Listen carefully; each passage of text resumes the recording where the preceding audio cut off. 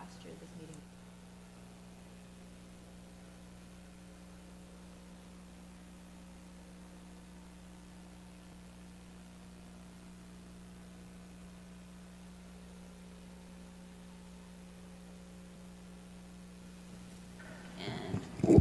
We are ready.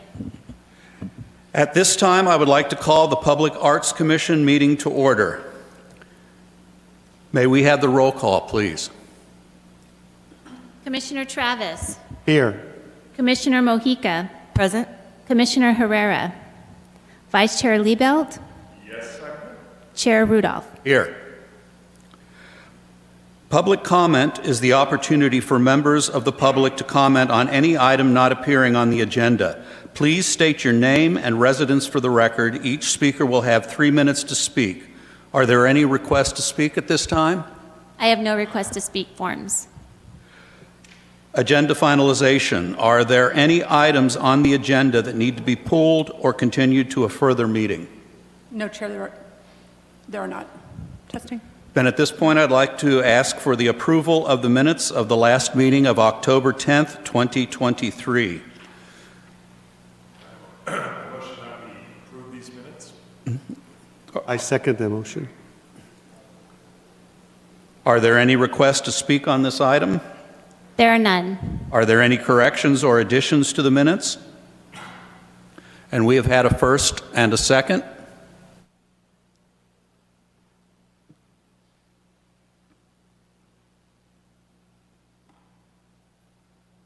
Commissioner Travis, do you want to use the, sorry.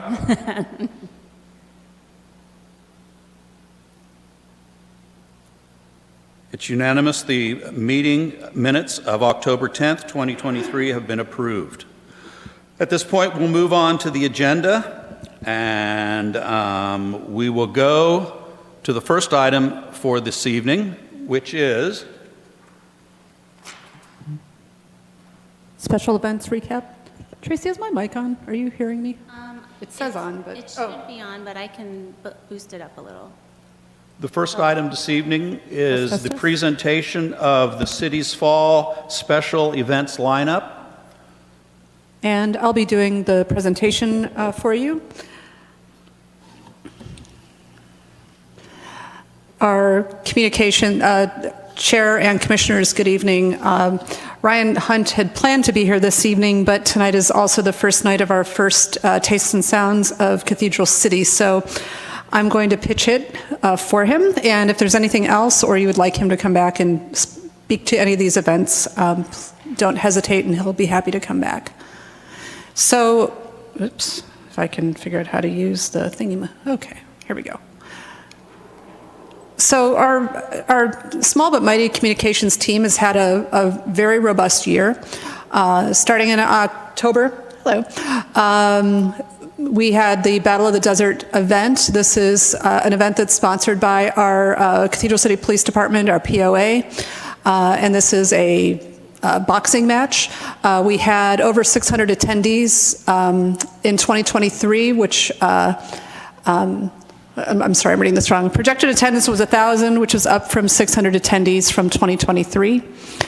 And before I go, we'd just like to recognize that Commissioner Herrera has joined us before we've gotten into any additional items on the agenda. The event is produced by Jesus Gonzalez, who's one of our local police officers, and it's a sanctioned boxing event, and it just keeps growing and growing every year. And this event does generate proceeds that go to some of our local charities.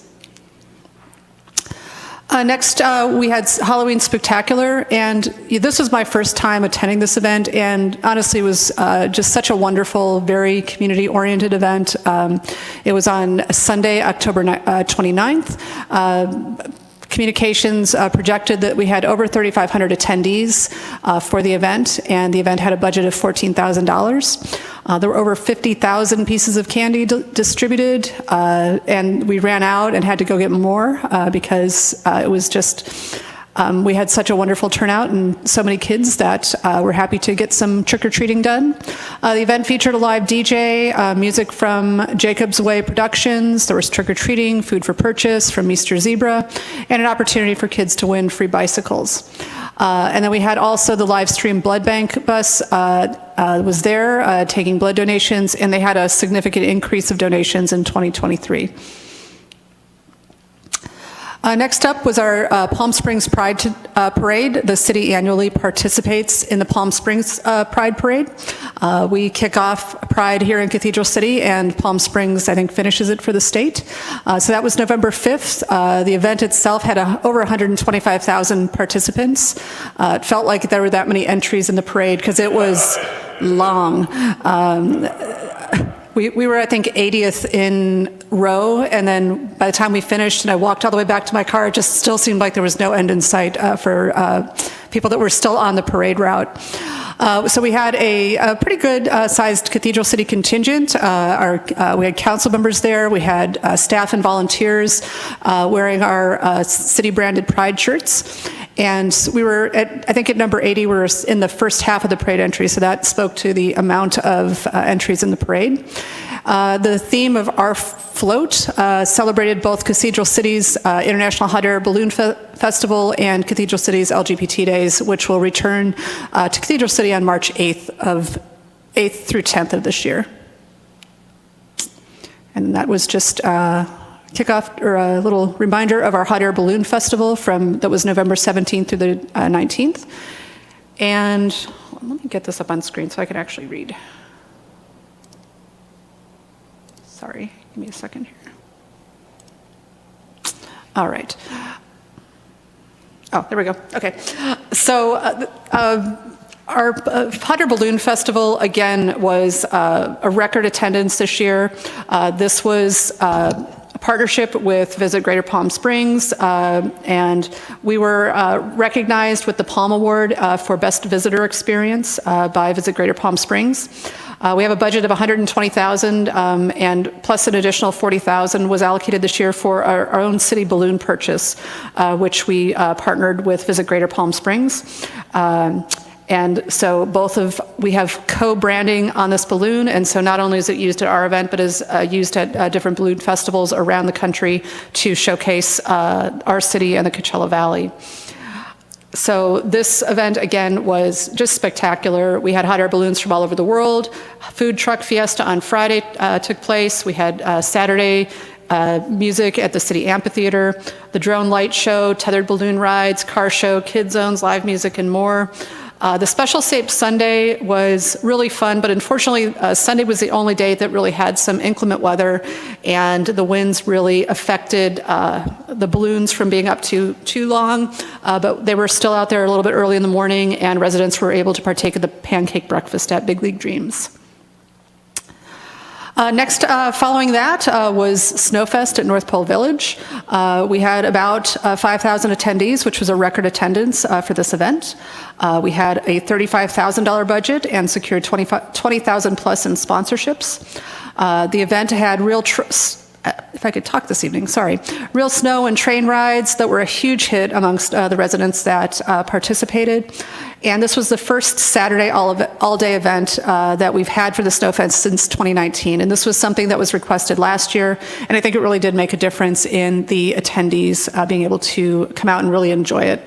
We had multiple Santa appearances in front of the tree in front of City Hall, both in English and in Spanish. We had a bilingual Santa and Mrs. Claus, in addition to the kind of kickoff Santa, and then we had maybe a mayoral Santa a few other days. There were puppet shows, story time with our police department and our fire department, and with Cathedral City High School. And then KESQ's Patrick Evans served as the MC for the tree lighting and has verbally given us agreement to come back next year. Palm Springs International Film Festival was next up right after that. So January 4th through 15th, Cathedral City was a sponsor for the International Film Festival at $50,000. Screenings of 180 films from 74 countries, including 48 premieres. The Mary Pickford Theater was really one of the key locations for screenings, and as I understand it, had I think higher placement and some better films that maybe had previously not come to the Mary Pickford, so that was really enhanced this year than in previous years. We're still working on some of the numbers, but Mary Pickford did inform our communication staff that it was one of the more successful years for the venue since PSIFF showed a variety of screenings there. And then the spring preview to our special events, starting with Taste of Jalisco. Despite a little bit of sketchy weather, we had record attendance in 2023. We are still waiting on our numbers for 2024, but what we do know is that Saturday had the most attendees that we've had on record. The weekend included family-friendly carnival, which was gigantic. I was just shocked at how much could be fit into Festival Lawn and the areas in front of City Hall. That had really expanded. There was an artisan craft vendor market, tequila tastings, a tequila tasting competition, which sounded like fun, plus authentic Mexican cuisine and a car show.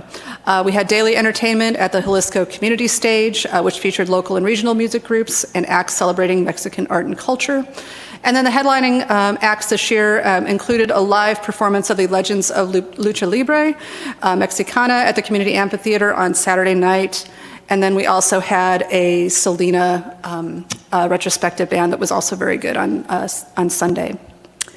Starting this evening at 5 o'clock, we have the Taste and Sounds of Cathedral City. This is going to be a new weekly event showcasing local musical talents from our community, as well as local restaurants or food trucks. That will be in the amphitheater from 5 to 7 every week, starting this week and starting tonight. So if we get out early, we'll still have time to go get dinner.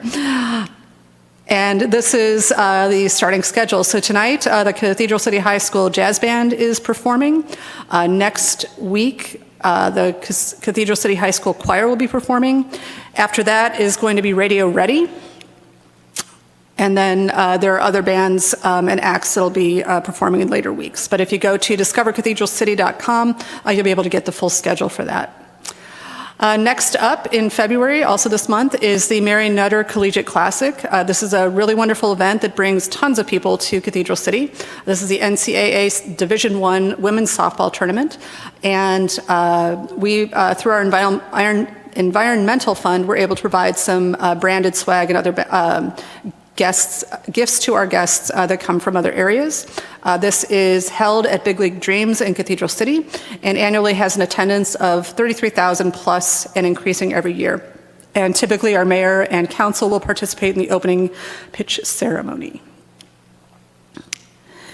And then our last big event for the season is our LGBT Days. That will be held this year on March 8th through 10th. And we are California's first Pride event of the year. We started out Pride for the state, and then Palm Springs finishes it up. This year, our event is presented by Agua Caliente Casinos as our signature sponsor. It will be here at downtown Cathedral City, as well as at Agua Caliente's casino in Cathedral City. We estimate about a 5,000 person attendance, and those attendance records have been steady. 2023, we saw record attendance and submissions for our Sunday bed races. So if you know of anybody that wishes to compete in the bed races and go up against our fire department, I'd say our police department, but they've had some bad luck with their float performing in the last few years. You can go to cathedralcitylgbtdays.com for more information on that. And that is it. Again, Ryan apologizes that he couldn't be here tonight, but he is planning to come to more of our meetings. And if you have any questions or comments, I'm happy to pass them on to Ryan. I had a quick question. Yes. About the musical talent for the Taste of Cathedral City. How is that? Are there like open submissions, or is it? How are we sourcing those? So this is the first year that the city has done the event, and so through the communications manager, he'd been reaching out, I think, to local acts to try and fit the bill for the schedule this year. I don't know what his plans are for next year. Throughout this season, he's really been a staff of one, so I think he reached out to the persons that he knew locally in the community, local performers, or high schools, to be able to showcase local acts. But if you have any suggestions or ideas for acts, I know he would be greatly appreciative of that. That's great. Yeah, I was just wondering in case folks were interested in participating in the future. Right now, the schedule for this year is filled, but certainly as he puts together the calendar for next year, any additional information would be greatly appreciated. Thank you. Any other comments from commissioners about the events that thrive and entertain our city? I think I've been to most of them. And I can say that I think the city's done an outstanding job in watching the diversity of who was showing up and enjoying it. I'm very happy to see that. Everything from even the Taste of Jalisco to, I mean, again, the diversity was fabulous and amazing. Commissioner Mojica and I were there. We had a great time. We volunteered to be at the info booth, and we just got to see the range of who was there and people enjoying it. And everything from the Santos Village, all of it, yeah, it's been great. I think it's been a really great, I would say start of the year. I think of our season starts, like fall, and then goes through spring, because we have kind of a normal. Missing It's not a regular calendar year, so it's been good. So far, so good. Sorry, I'm just looking for this one. We having a technical issue? No, I think I didn't change a title. Oh, nope, this is it. It's just the wrong, you'll have to just forgive me for the title slide. I was working fast. Okay, with that, let's move on to the next agenda item, which is Art in Public Places Funds for fiscal year 2023-24. And this will be held by Assistant Manager Ambrose.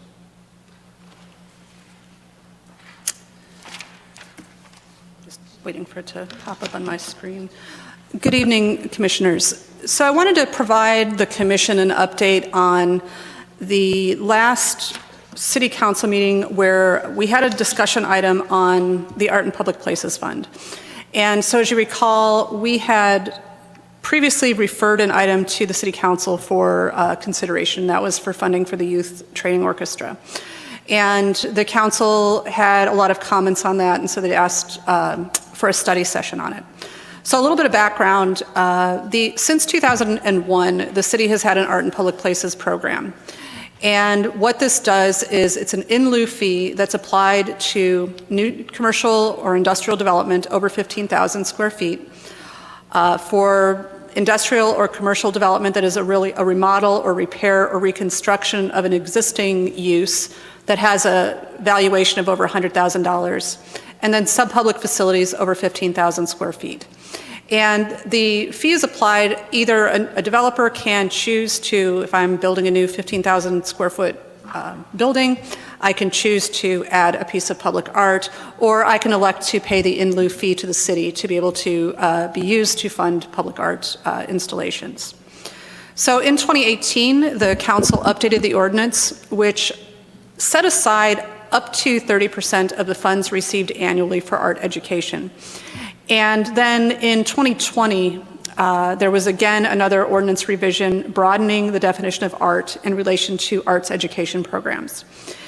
And it just seems that as various items have come before the City Council, and including the one that we had recently sent to them back in November, that there has been just quite a bit of conversation by the council and questioning and does this meet the definition of public art? Does it meet the definition for education? And then ultimately, and I think more significantly, can and should the in lieu fees be used for purposes other than acquisition?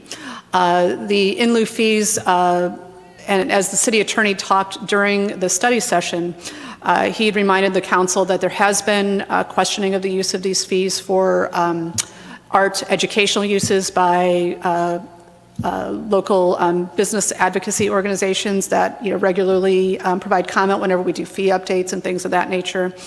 The city attorney during the last meeting said that the cleanest way and the most simple way to ensure that we are not in violation and are using the funds appropriately is to specifically just use it for acquisition.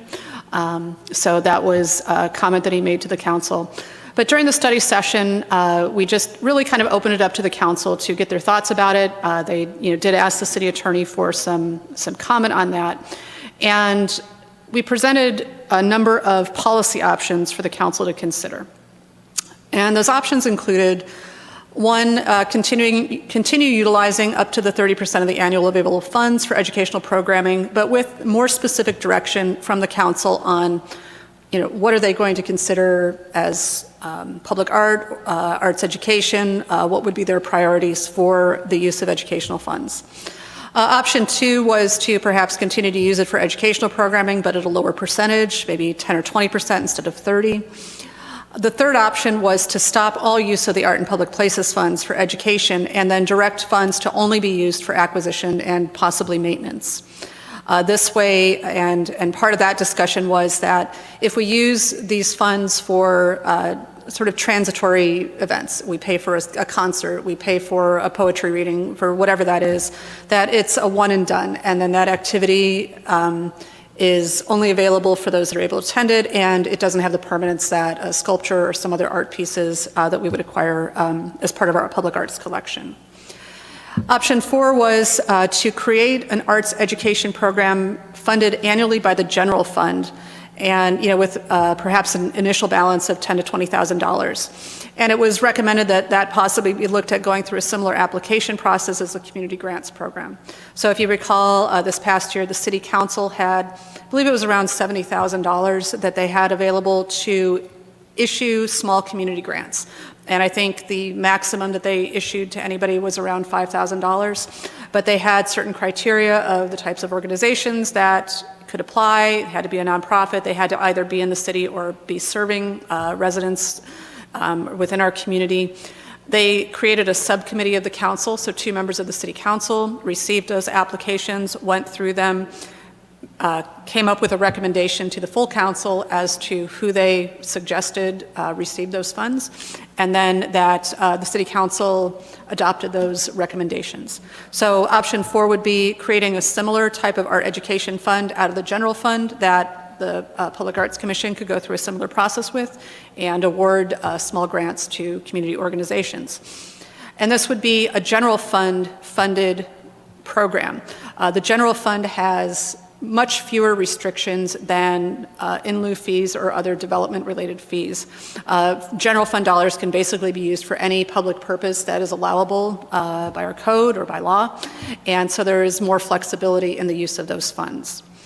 And then option 5 was to consider modifying the application of the development fee to a broader array of development.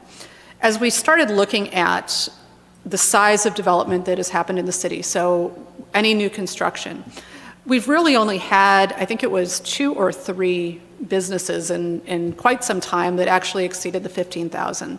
And that was a hotel, that was, I think, the Lexus dealership, and there was 1 cannabis use. Everything else has ranged around, between 2,000 to maybe 6,000 or 8,000 square feet. So one consideration would be to look at perhaps modifying the application of the developer fee to a smaller sized building so that we would have more opportunity to collect development fees on that. The other thing that we discussed with the council was doing a small study and looking at what other communities are doing. Because we know that, I believe it might have been Rancho Mirage, but there was one other community here in the Coachella Valley that we just briefly looked at that does apply it to certain types of residential use. So it might be, I don't think it was just for a single family, infill home, but if there were more than X number of units, that could be a consideration. And that came as part of a discussion of wanting to make sure that there was sufficient funds, throughout the course of time to be able to use that for the creation and provision of public art in the community.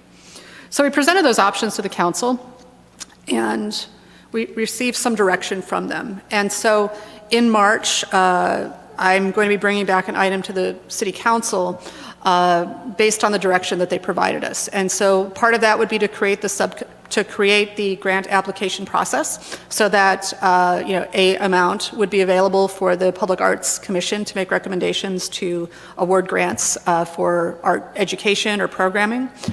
And we'd have to come up with some guidelines on what that would look like and what criteria we would use. The second is to give the PAC an annual budget, similar to what PACE has, I think $8,000 or so that PAC could use to direct initiatives, sponsorships, or programming or other activities similar to what PACE does. So if ultimately we decided to do the talent show or, some other event. This would be a bucket of funding that could be used for that type of programming. And it would be also general funded, so it would not have the restrictions that the development fees have. And then lastly, the council did direct us to look at the in lieu fee and see if it does make sense for us to apply that to different levels of development so that we ensure that we have a continuing funding source for our arts program.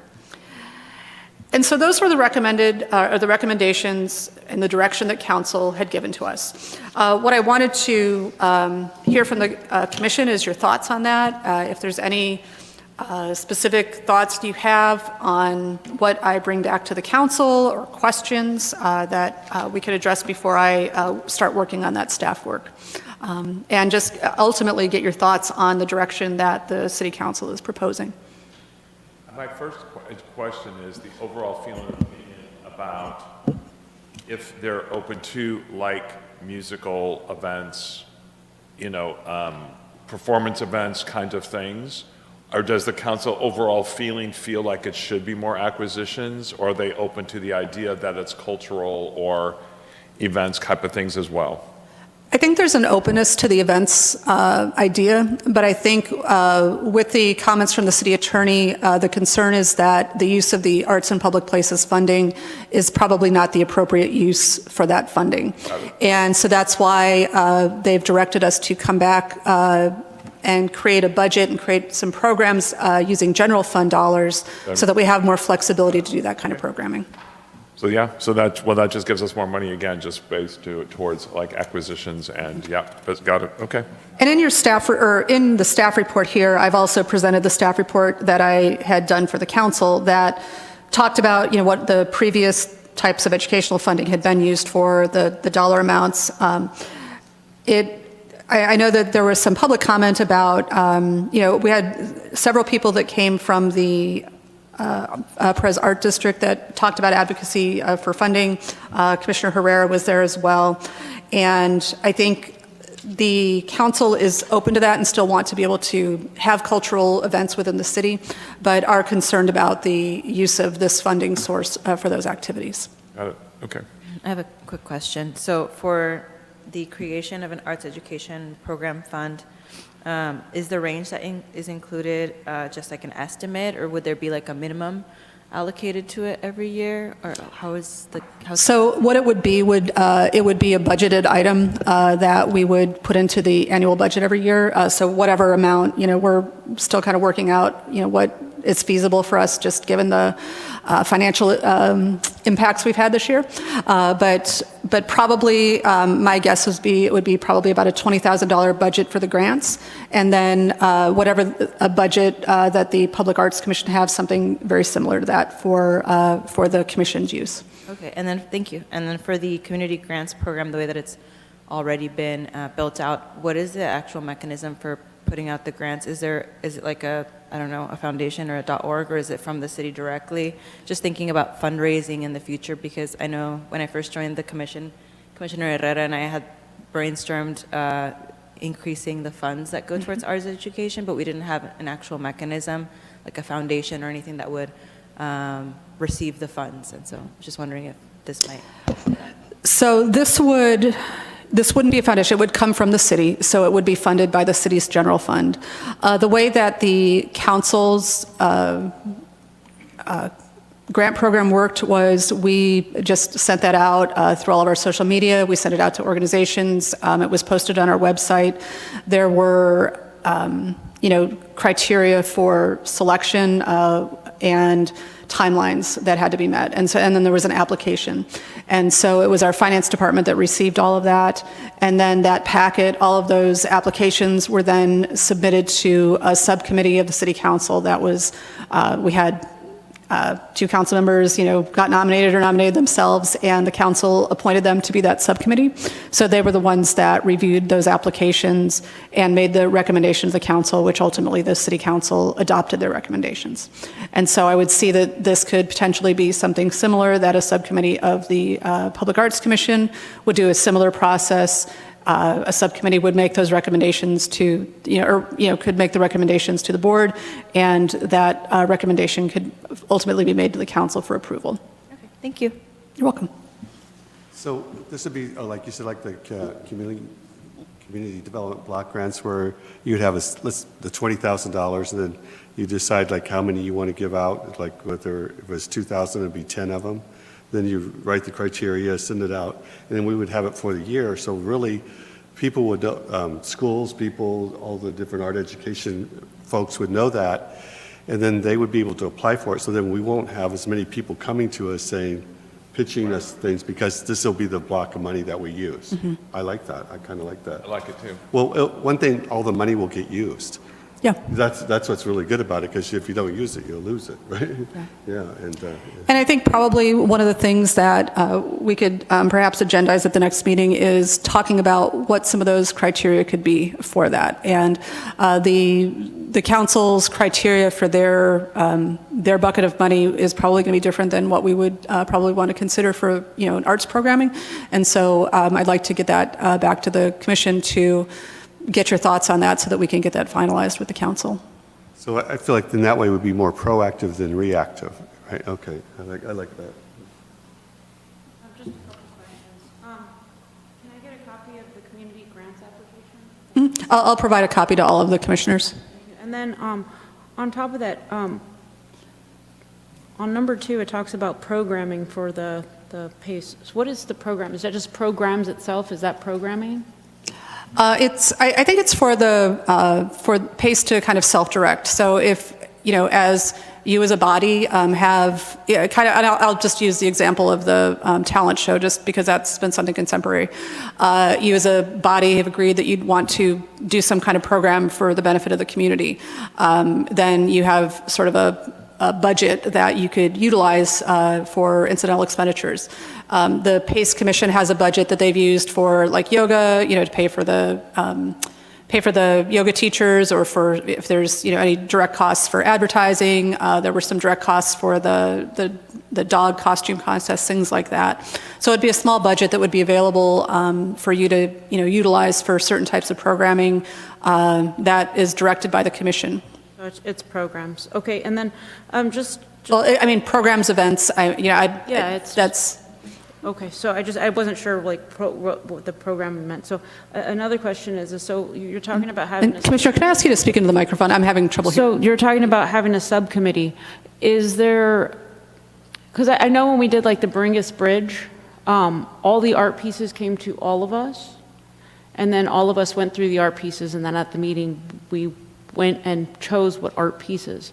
Is there a reason for a subcommittee? Can all of us not get the grant, or to get the people who put in for the grants to look over them and at the meeting choose? Like, is there a need for a subcommittee? I think that's up to the commission to decide. I presented the example of what the council does, but that's up to you to make a recommendation. If you'd like to all look at the applications and decide, have a subcommittee, that's up to you. Yeah, I'm wondering if council did it that way just because they're kind of busy on other, but I mean, I would like personally to be able to see everybody, instead of just leaving 2 people looking and then they're bringing who they think should go forward. I think it's something like the Bringus Bridge where it's something, this is really big, because I know we had a lot of people that came to the study session, and for them, education arts was a really, really big deal, and it seemed like it was for the council. It was just getting a mechanism as to how to bring it to the city so it can be done.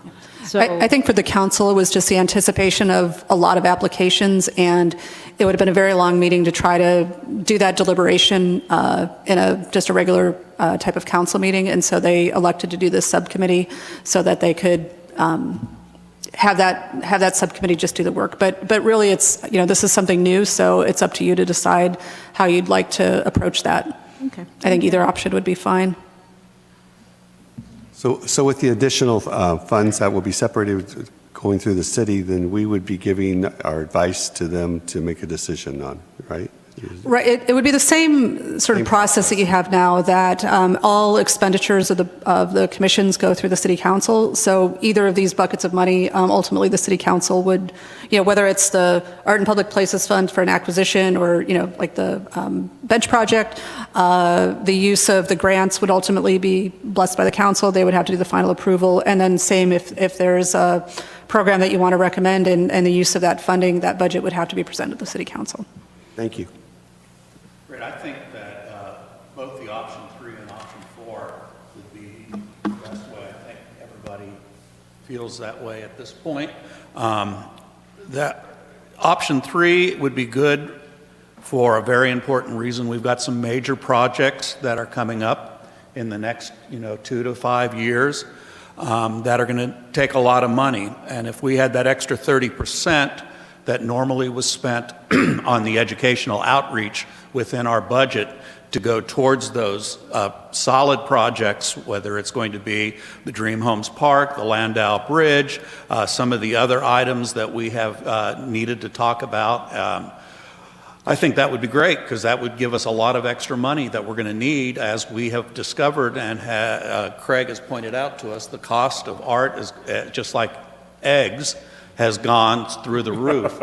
So we're going to need a lot of that extra money. And the option 4 would be great, because that would give us a little flexibility as a group, as a commission, to be able to find the projects that we wanted to work on but never felt quite comfortable presenting them to council in a finished form. The only thing that I can ask, and I only know this being around for the 5+ years that I have, the 2018 30% educational budget surplus was new at the time, and they were trying to figure out exactly how to use it at that point. And then 2 years ago, they revisited it again to try to give us a little bit more definition. The only thing that I can ask for all of us is that we get a little bit more solid understanding of what it is they want us to bring to them before we bring it to them. So even if they're giving us $10,000 to $20,000 to do, say, a staged reading, or an art show, or whatever it may be, that it's something that it's not going to be needled, to try to say how to justify that this has an educational component to it. So if we could get something clearer on that option 4, that would be great, and it would make both the process simpler. It would give us focus on what we need to bring, and it would also make it easier on council when they get it presented to them. Okay. Do you have a recommendation from the commission as to how you would prefer to do a review of applications, whether it be a subcommittee or the full body looking at all the applications? I have a question. Yeah. That might help inform it. So is the assumption when the applications come to the commission or to a subcommittee that they've already been vetted for basic qualification? Like, say one of the requirements is to be a nonprofit. Mm-hmm. Are we the ones doing that first level of basic qualification, or would we already? No, staff will do that for you. So we will do the basic analysis to make sure that they meet the minimum criteria, and any that don't, we won't submit to you, and any that do, we will submit to you. Okay, thank you. Yeah. My thoughts, I agree with Commissioner Herrera. I think the whole committee should be apprised of all of them and have a chance to see all of them. So if anybody has any particular strength or passions about it, absolutely, yeah, I agree. I would like to see them all too. Yep. And just understanding that you'll be doing that whole deliberation publicly. So, okay. But I would like to have that idea, and this is just me personally, of this idea of grants sound a little, say we have something, the talent show. Nobody is going to come to us to apply for a Cathedral City's Got Talent. Not that I'm pushing the talent show, I'm just using it as a, so I would like to see, personally, this is just me, I'm not speaking for everybody else, that it be a process that would allow us more flexibility outside of a just granting, whatever, this arts organization $5,000, in order to be able to get up and running. I would like, does that make sense? That it needs to be more, I think in the olden days, it was called art, do you remember, Tracy, was it called Arts Live?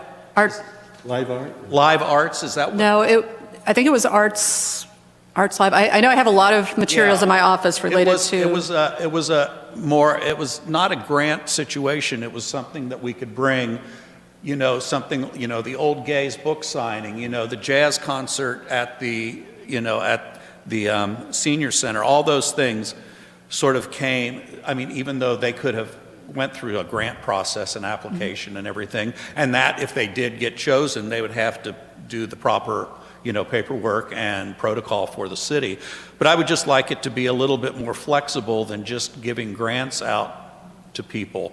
That way we can dedicate some funds to some organizations that we have no idea that are out there, that.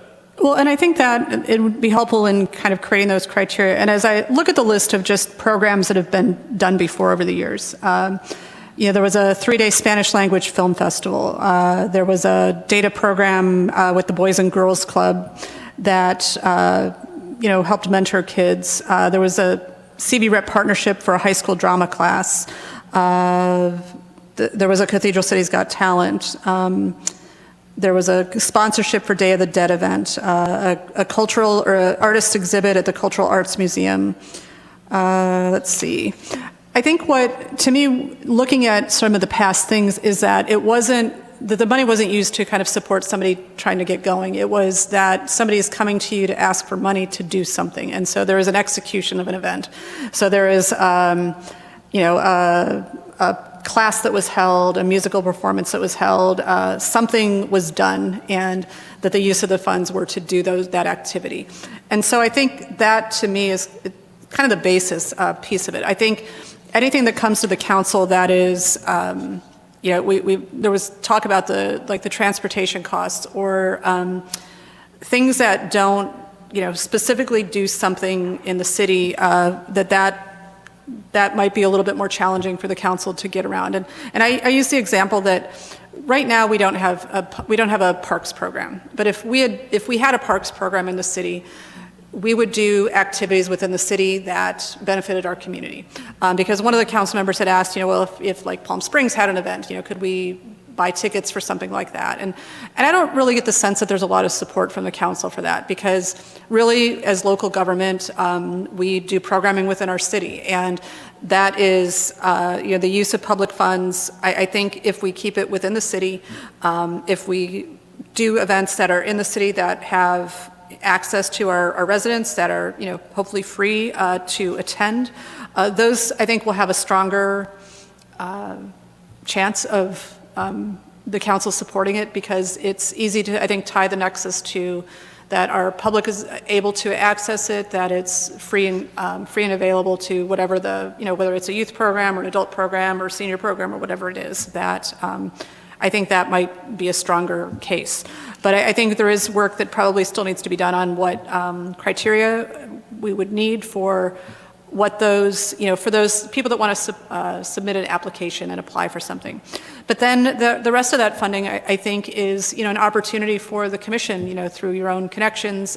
You kind of seeing what the public or the PACE Commission does, that they help execute events in our community. So maybe it's an art show, maybe it's working with the local artists to do an art show at the library, like just recently happened, and maybe there's some small seed funding that's needed to do something like that.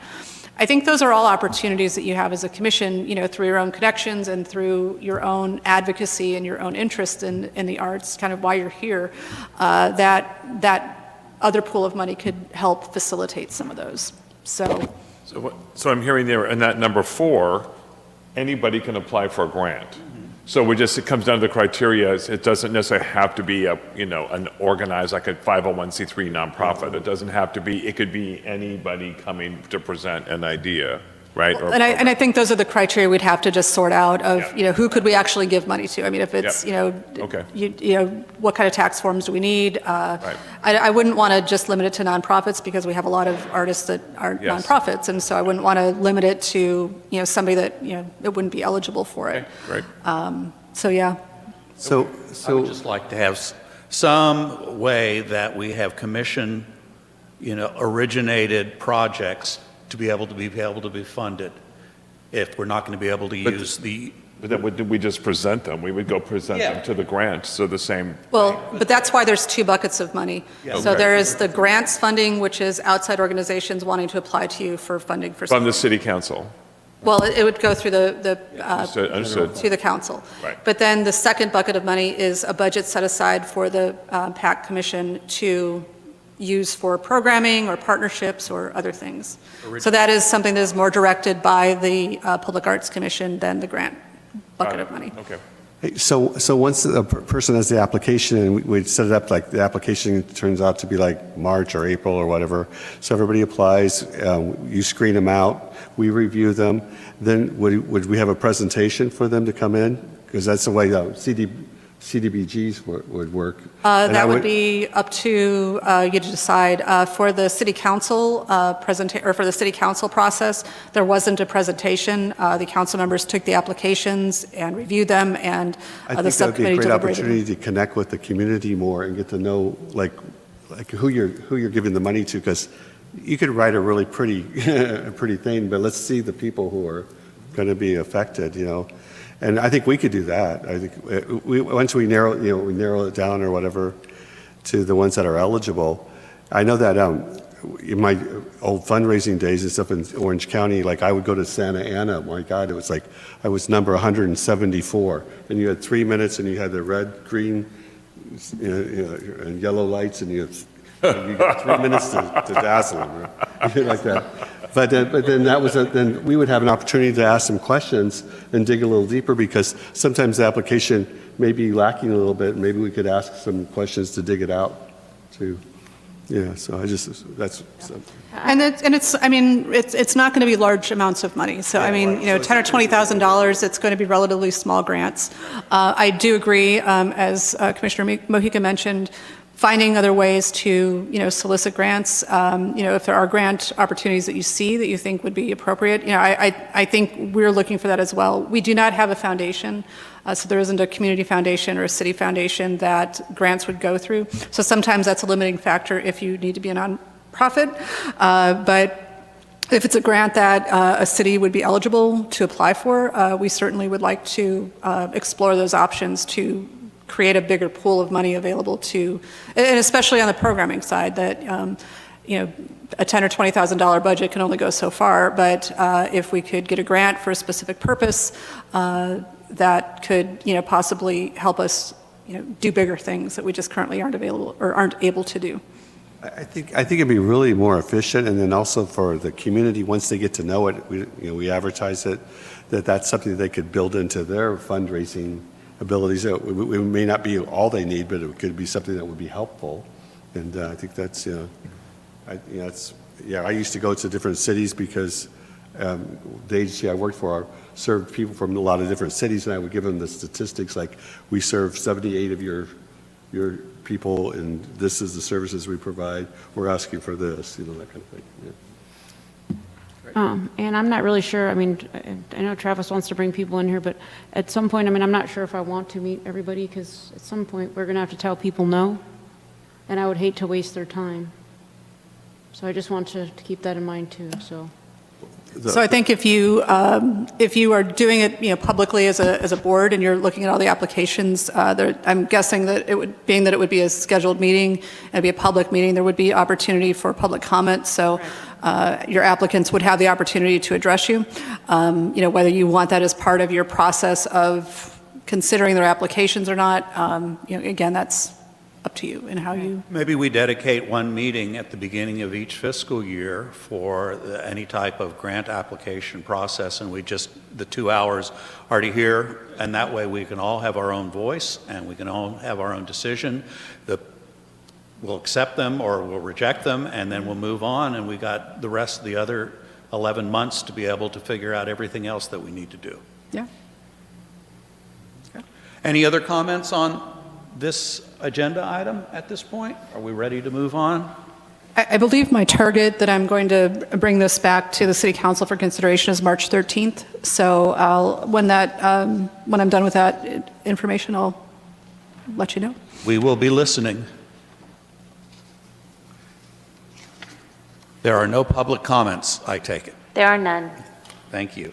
So we move on to the next agenda item, item number 4, which is the Ocotillo Park Bench Project, and this is with the sponsors of Commissioner Liebelt and Commissioner Mojica.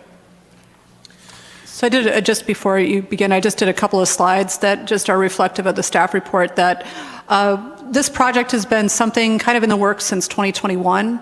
And I think through just a variety of changes of commissioners, COVID, things like that, that it's just been one of those things that's been delayed, but has been part of the strategic plan of the commission to complete.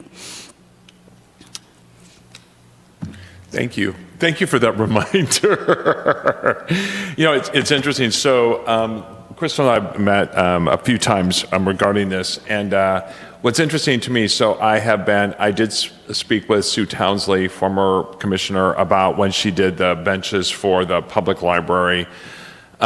She was very encouraging and very supportive.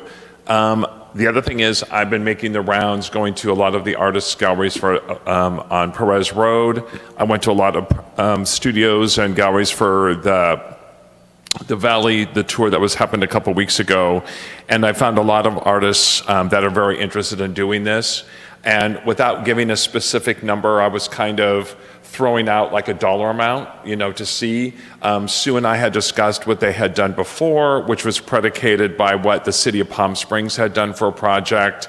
And what I realized when Crystal and I went to see these benches, they're much smaller.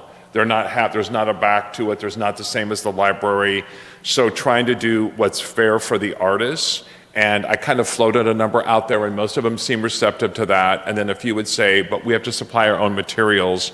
The dollar amount I was coming up with, since there are 22 benches, was about $500 per bench. And then I thought we could add an additional 100 just to cover the materials, unless there's anything basics that we wanted to supply. But if we make the artists, them, so we could make it about roughly $600. And the majority of them seem very agreeable with that. Relatively the 22 artists, given the book, I have the book for all the ones that participated in the open studio tours. There's like at least 150 artists in that book. There's all the ones on Perez Road, several I've spoke to that are very interested already. Sue seemed to think there was no problem getting artists from the previous project. And so so it's like, we're not confining this to artists in Cathedral City. We're pretty much opening it to the Valley. So the other thing I would like to add, is artists get to sign the bench, or if there can be a QR code or some way to identify the bench and acknowledging it for that artist. So to me, at this point, the important thing is about timelines. And if we want to get it done this year, which I think that we all would love to do. So we're at this meeting now. So obviously, if we need to go to the council to get approval for the budget of so much per bench. Does that need to be approved first, but before we put a call out to artists? Well, in order to bring this to council, they're going to want more information about, specifically, what the call for artists is going to be, what the budget is that you're wanting, and what the timeline is. So it's something that, perhaps you and I can kind of work on some of the details of that, but that, I guess, the whole proposal of what you want to do needs to be approved by this board first before we can go to the council with it. So my thought is, I would like to have this completed. My goal date was by Memorial Weekend, which is May. So trying to backtrack, so that's what I was looking at from the backtrack of that. If this is the middle of February, so by March, April, and again, how many artists we get that apply for this, do we all want to review them and see everybody that replies for it? So other than these meetings, can we do other sub-meetings to go through and look at, to go through the artists and do that? If you want to do a special meeting, that's fine as long as it's noticed, right, Tracy? Yeah, As long as it's what? noticed. Notice it. If you have the Sure. majority of you, we just. But I'm just looking at some Memorial Weekend. So when the previous bench project was completed was in June, and I was told it's very, very hot then. So that's why I thought about my Memorial Weekend, and also we also wanted to be able to, videotape it, whatever. So Well, are you wanting to do it on the holiday weekend? I don't think so, because I think that might be too challenging for people. But I just kind of set that date. We want it done like by Memorial Weekend before we get into, summer and June. So just kind of backtracking from there, when we can put out a call for artists, and then how quickly people will obviously respond and do that, and then how quickly we can review them. And then once we do that, we can take that to the city council. So what you're saying is, do we need to have the artists that we've selected along with the dollar amount per bench to take that to the city council? My understanding of how it's going to work is two ways. So I think we need to get the budget approved, and I don't know, I'll have to go back and look at if we bring something to the council, they're going to want to know how it's going to happen. I would like to just point out that we do already have 13,000 allocated for this. But it hasn't gone to the city council for approval. So It already was approved by this board. Yep. it's been approved by this board, but what I have to bring to the council is they're going to want to know, so how are you going to do a call for artists? Do you have a flyer available? When are you going to do this? So they're going to want to know the details. And then ultimately, when you select the artists, that'll have to go to the council because they'll want to give final approval on that. So, I'm sorry, Craig. go ahead. So Crystal had created this flyer for artists to be able to use to write to apply. What I would like to add addition to that is take an actual picture of the bench itself, so the artists can see what they're going to be dealing with the exact dimensions on it. Because if they hear the dollar amount, they're going to go, oh, but they don't realize what kind of bench it is we're talking about. And what it is. It's smaller than they realize, and doesn't have a back to it, so. What I can try to do also with Deanna, I'll try to do it one of two ways. I can work with Public Works to see if they have these specs on that bench, and then have it as something that we can add to a flyer so that the artist can have the actual dimensions of the bench and see what it looks like. If we don't have that, then I think if you can get me the dimensions of it, my husband has CAD and I can have him draw it up. So either way that we can have that actual product be part of it, so that when the artists are submitting their art to you for consideration, that they can have and we can look at having an electronic file for them to have to. Trying to think is when Commissioner Mohegan and we went and looked at the benches, I almost think I remeasured it back then. I've got to go back and look through my notes. But if not, I'll go this weekend to get the dimensions again. I'm just sure to have they have it, being the newest park, Yeah, they're really, the way that nice. things. But getting back to the schedule, which is the most important to get this done, I think if we can, we're in February now, if we can all come to an agreement next meeting in March and approve it, then Ann can take it to council at that point. We can then have either a special meeting or use April to approve whatever whatever artists bring to us at that point. At April's meeting, after that, 2 weeks after that, we can get it onto the agenda at City Council, so it can be done in May before the heat comes, because we don't want to have heat. It did get a little too hot at the bench project at the library. But there's some other things that, we just need to just get the details down, get them in writing, have them presentable. The hard part will be choosing the artists. We found that out in all of the projects before where we had a call for artists. And because, everything is somewhat, per taste and so.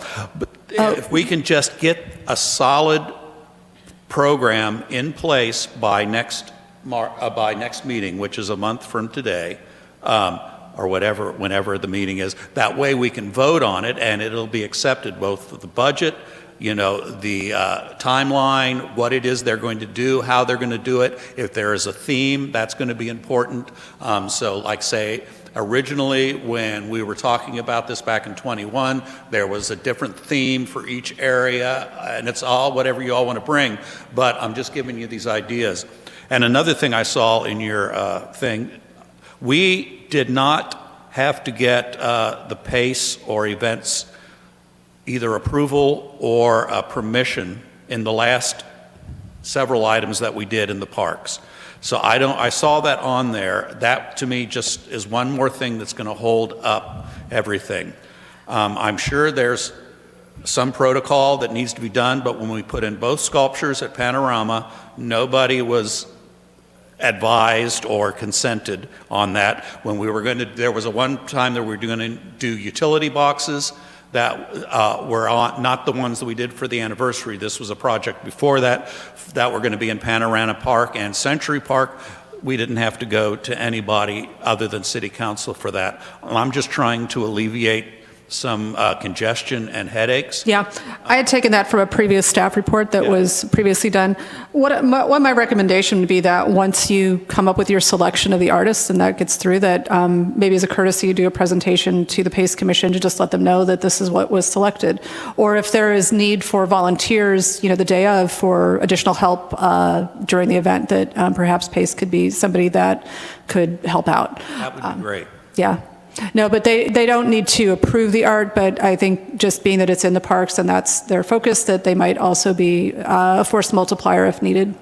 Because otherwise, we're going to be up against it, because we need, I'm saying for 5 years, we need to do something with Century Park, and that should be a next priority for whatever the next commission is. One of the other things that I'd like to recommend is that I can schedule a meeting with Vice Chair Liebolt and Commissioner Mojica with our Public Works staff and communications, because that way, as we look at timelines, I want to make sure that we're aligning with and not conflicting with anything that might be going on in the parks or any scheduled events that Public Works has, and that way we can make sure that if there's support that's needed by the city staff, if we need trash cans or other things, that we can have that available. But I'd like to, kind of work with you to get a meeting together. We can do that via Teams or Zoom or in person, whatever you prefer, to work with our facilities and our park staff, just to make sure that we have the right support and that the dates that we're trying to target aren't going to conflict with anything big that they're doing. Right, and Tom, to address your thought about the themes, and I've thought about that, but in just talking to all these different artists, and I met some artists that work in fascinating different kinds of mediums that would be really interesting. I don't want to sort of limit it, like with a theme. I want to let artists, because I went and looked again at all the benches over at the public library, and I liked that there was a diversity. I think that would also be representative of Ocotillo. It just seems like when Commissioner Mojica and I were there and just talking to people, I think the community would be, open to that. They're very proud of that park and they want to, represent them. So I think just having some diversity in there too. And I think also by not narrowing it down, letting artists kind of do their thing, giving them, permission, because there's some that work with some really amazing materials. So What about diversity in mediums too? Are you going to allow tile work? Are you going to allow raised, acrylics? I don't think so. Or are you going to just ask for a flat? So we're going to give, obviously in this, the thing that we send out, there's going to be guidelines. And I feel at this point, having looked at, again, what was done in the parks before, there's only one artist that works in a raised kind of materials, but it's going to have to be flat. You're on a bench. Yeah. So, yeah. And it's recognizing that these need to complement the park, that these are, public parks that have families and everyone that uses them. And while we're adding art to them, the intent is not to lose the ability to use those benches as. Yeah. And there's guidelines, right? There's no words, no verbiage, so there's nothing that we have to correct. I only bring this up because Yes. the council's going to ask these things. No, absolutely. And remember, we check with Sue or Gary High about the coating that we used on the park To benches, preserve, yeah. because they're supposed to help alleviate any type of destruction, graffiti, or spillage, Yes, and that that's important. occurs. Well, that's what I'm saying about then is if there's certain materials that we supply them. I'm just feeding you both. Got it. No, got it. details Got it. because Got it. No. And that's where our public works staff can be helpful as well, because Deanna, I'm sure We is. have all those details taken care of in that first presentation to the council. All as we have to do then in the second presentation is show them the artwork that we've selected. We've selected, yep. And for the call for artists. Do you think Ryan would be able to help us with the social media channel and putting out like absolutely. a flyer on there? 100%, Something? yes. Okay, amazing. Thank you. That's very important.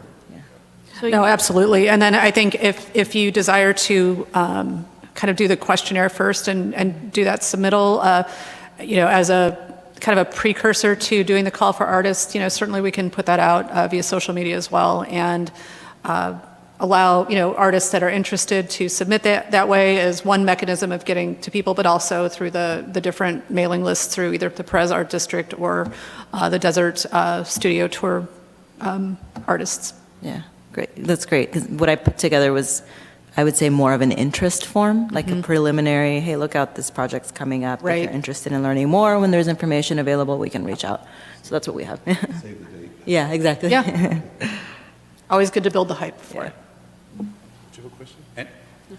That's a beautiful park. I went over there a week ago or so and just walked around, and it's really nice. Yeah.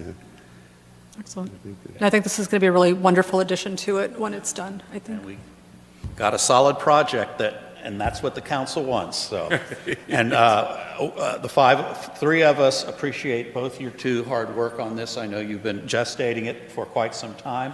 So if we can just try to stick with that timeline that I suggested, that would be, I think, if we're all in agreement of that, of course, that way we have something next month to vote on and something in April to show the council. Okay?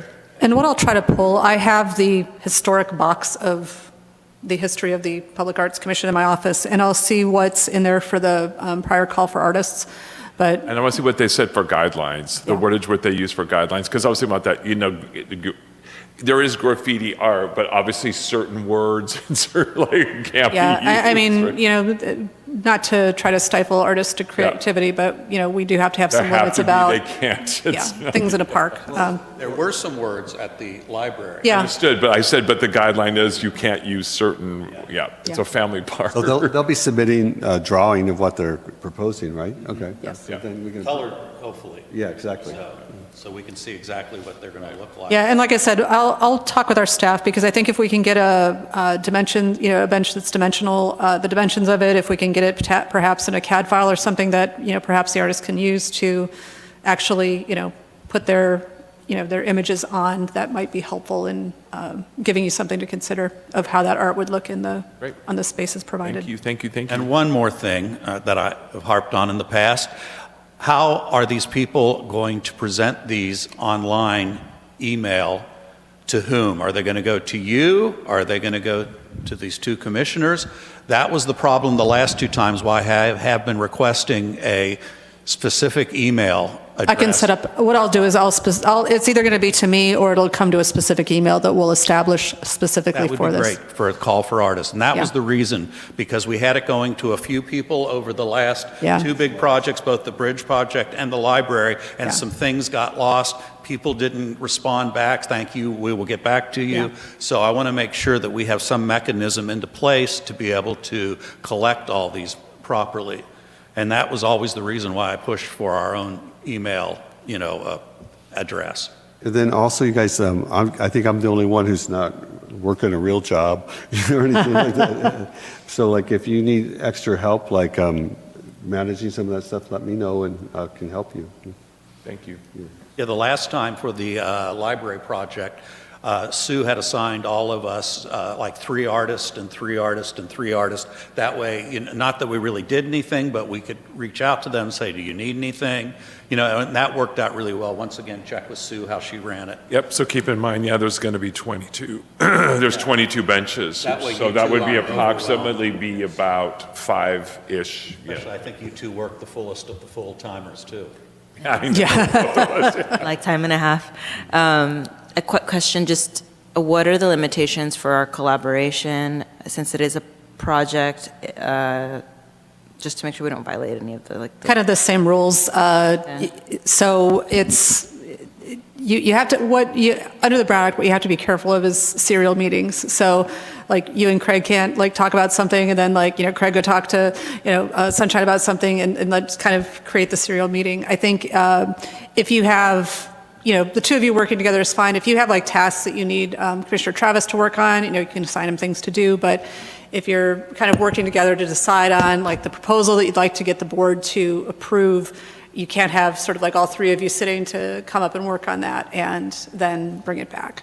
So, but if I think as you discussed, if there's tasks that need to be done and you're working on them separately and you're not discussing them, that I don't perceive would be a problem. So like, Commissioner Travis, go, call these 5 people and, Okay, cool. do that. I think we'd be fine with that. What the Brown Act really is trying to protect is that you're not working on things that are sort of the public's business behind closed doors. And so that if you're kind of all working together to say like, I want to, do X, Y, or Z, and are coming up with sort of a decision or a recommendation, and you're not doing that in the public forum, that's where it becomes problematic. But if you want to do something and you have questions about it, let me know, and I can always run it by our city attorney just to make sure that no one's getting into trouble about it. So it sounds like divide and conquer is permissible if we're careful about how we go about it. Okay, thank you. I just wanted to point out, to help you guys, food for thought or whatever. I know when we did the benches, we had the 22, and the plan was to give each person that was coming 2, and that way we were going to do $1,000 for the 2 benches. Just because how you were talking about like how you pay for, their materials and stuff, at least they would have 2. So, and then that just brings in like, 12 artists, maybe 13? If you guys wanted to do that route too, they all don't need to have 1. And then are you guys having a theme? Because I know the park is pretty long. Is there going to be a theme or? Because it's that way gives artists kind of a chance to do whatever they want to showcase. Well, I know when they did Bring Us Bridge, it was a theme. And we came up with a theme, but then when they seen the theme, they came up with the art from that theme. So, I mean, I was just wondering if you guys were going to have a theme or not, or just... I think what you could do is you could obviously encourage them to go to the park and check it out and see and get a feel for the park. And then when they submit stuff, you might end up with a theme out of what you got. Because like it was like, oh, this looks like the little guys. This looks like more the skateboarder guys. And this looks like, it could be that. And what I don't know from I wasn't here for the last time this went through, if there were categories for like professional artists versus non-professional artists, or is it just kind of, because if you have just a community member that's not a professional artist that submitted a piece that wanted to be considered, is there a mechanism of having that? How does that compete with? Yeah, we didn't discuss that, and because if everybody has everybody been to the public library. Personally, what I liked about it, and like I said, I've gone now to look at it like 2 or 3 times, 3 times. I like the diversity of it, and because then it is really then a reflection of all sorts of things. The Bring Us Bridge, I understand why there would be themes, because that's a very concentrated thing, and it was specific to honoring that particular person. But when you're asking artists to do something like this, it's I don't know, I just kind of want to give them permission to do what they want to do and showcase what their talent is. And so we had talked about themes initially, but then it just seems like I said, I love the diversity of that because it represents a community.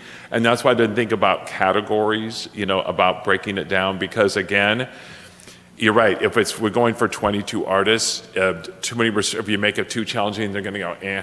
Maybe, we could have a broad theme, like the theme is community. Yeah. Well, the only thing is I know There like you go. before when the person who was doing it before, to bring it all together was there was going to be a basketball going from each one. And whatever they put on the bench was okay, but the basketball is what kept it through the park. So, I mean, just food for thought for that. One of the things about the Bring Us Bridge that I liked is that we did have like professional artists, but we also got a high schooler that put in. Yeah. So- And I think that was great to see her be inspired to be like, oh, I've got a piece in my hometown with, artists that are, throughout. So, I mean, I think that's great. One thing I do want to bring to your guys' attention too is I think the benches that are on the east side, I think the people use them because that's where the skate park is at. Right? So just keep in mind that they grind on those. I think those 2 benches are more like a skateboard thing. So, no, I thought about it too because Point it out, they're different than everything else. The art, just remember that it's they grind on those. Is that part of the 22, those 2 benches? Because I was thinking that I wouldn't even do those because they're going to get scraped right off. because they go up and they ride along the edge of it. That's a good point. Yeah. Yeah. 'Cause I think, and I've thought about it when I was walking around, I got, why are those two different? And they're actually a skateboard. And here's the thing, Yeah. if you do paint them, maybe they won't. And if they, do, you know, I it's, mean, no, they do on purpose because it's a skateboard park. It's one of the. If it's an element in the It's one of skate the park. elements. the bench is part of the element. It's not a bench. It's not a bench because it's lower than the other benches. I thought it was a bench, but it was. It's not a Oh, bench. it's not a bench. So Yeah, we'll it's a just not ignore it skateboard. then. It's a skateboard thing like a ramp would be, or, yeah. Good point. And Yeah. Sunshine, I agree with you. So my point is I'm already going to go ask some younger people to do this too. Because that she inspired me to, and I want to make sure that, that's part of the, And one thing I will say too, in the interest form at least, that we've been using, we do have a question on there about whether folks have had any experience with painting, kind of in public art spaces, just to have an understanding of where they're at and maybe adequately support them. That way we do have space for amateur artists, yeah. I like that question. That's good. So I will, following this meeting, I will reach out to the two of you to schedule the meeting with our Public Works folks, and I'll add Ryan into that too as well, so that we can just coordinate communication strategies in support of the event. great, thank you. Are there any public comments at this time? There are no public comments. Okay, we're going to move on then, if everybody's ready, to the item number 5, which is the discussion about Public Arts Commission subcommittees. Right. Thank you, Chair. So some background on this item. At our last meeting, which was November 14th, Commissioner Herrera asked that we have a future discussion on the differences between ad hoc and subcommittees, kind of the difference between how PAC does their subcommittees and PACE does. So both commissions are actively involved in bringing cultural and recreational programs to the community. Both commissions have responsibility for identifying and executing various projects for the benefit of the community. PAC, has been responsible for mainly for the acquisition and creation of public art pieces like the Ophelia Bringus Bridge, the library benches, the acquisition of city art pieces, and then the various educational events that have happened over the course of time. Oh, wait. Hold on. I'm sorry, I messed up I was doing these very quick. Okay, hold on. Sorry. I had one, I kept recutting things into different presentations. Can you just start it back up again? Yep. I like the template used, by the way. I was like, Very nice, and I don't like I our know, city we're template. we're over the blue. Yeah, we're over the blue, so Okay, we're, yeah. okay, no, this is right, I am. Yeah, we like I'm your, So we were talking a little bit about the Brown Act, and so each of the PACE and PAC commissions are both governed by the Brown Act, and the Brown Act covers any commission or committee that has been formally adopted, by the legislative body. That's either through a charter, an ordinance, a resolution, or formal action. And it's governed under the government code section that addresses meetings. And as we kind of talked about before, the Brown Act really wants to preserve the actions of public bodies to make sure that those are held in public places. And so meeting means any congregation of a majority of the members of a legislative body, so in this case, 3 persons, at the same time or location, including teleconference locations, to hear, discuss, deliberate, or take action on any item that is within the subject matter jurisdiction of the legislative body. And the majority of the members of the legislative body shall not, outside of a meeting authorized by this chapter, and in the case of our meetings, regularly published and noticed meetings, use a series of communications of any type, whether that's directly through intermediaries to discuss, deliberate, or take action. This is like a whole study session, if it was needed, but this is where, commissioners, council members, anyone that's governed by the Brown Act has to be just really careful about serial meetings. And so it's one of those areas, especially with electronic communication, that we all have to be cautious of, that one person doesn't get emailed, or 2 people are talking about something, then you forward it to a 3rd member, and then they forward it to a 4th member.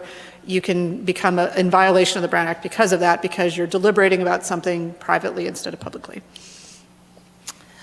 So again, in short, this reflects that, in order to do work outside of the regular meetings, that it has to be less than a majority of the commission. So for this body and for the PACE Commission, it's either one or two commissioners working on something. And each of your two commissions has a slightly different approach to committees. And so for PACE, they form ad hoc committees to work on different initiatives. And asked John to give me the kind of the rundown of this. And so right now for PACE, they have commission or subcommittee ad hoc committees that work on community events, communications, organized sports, hiking trails.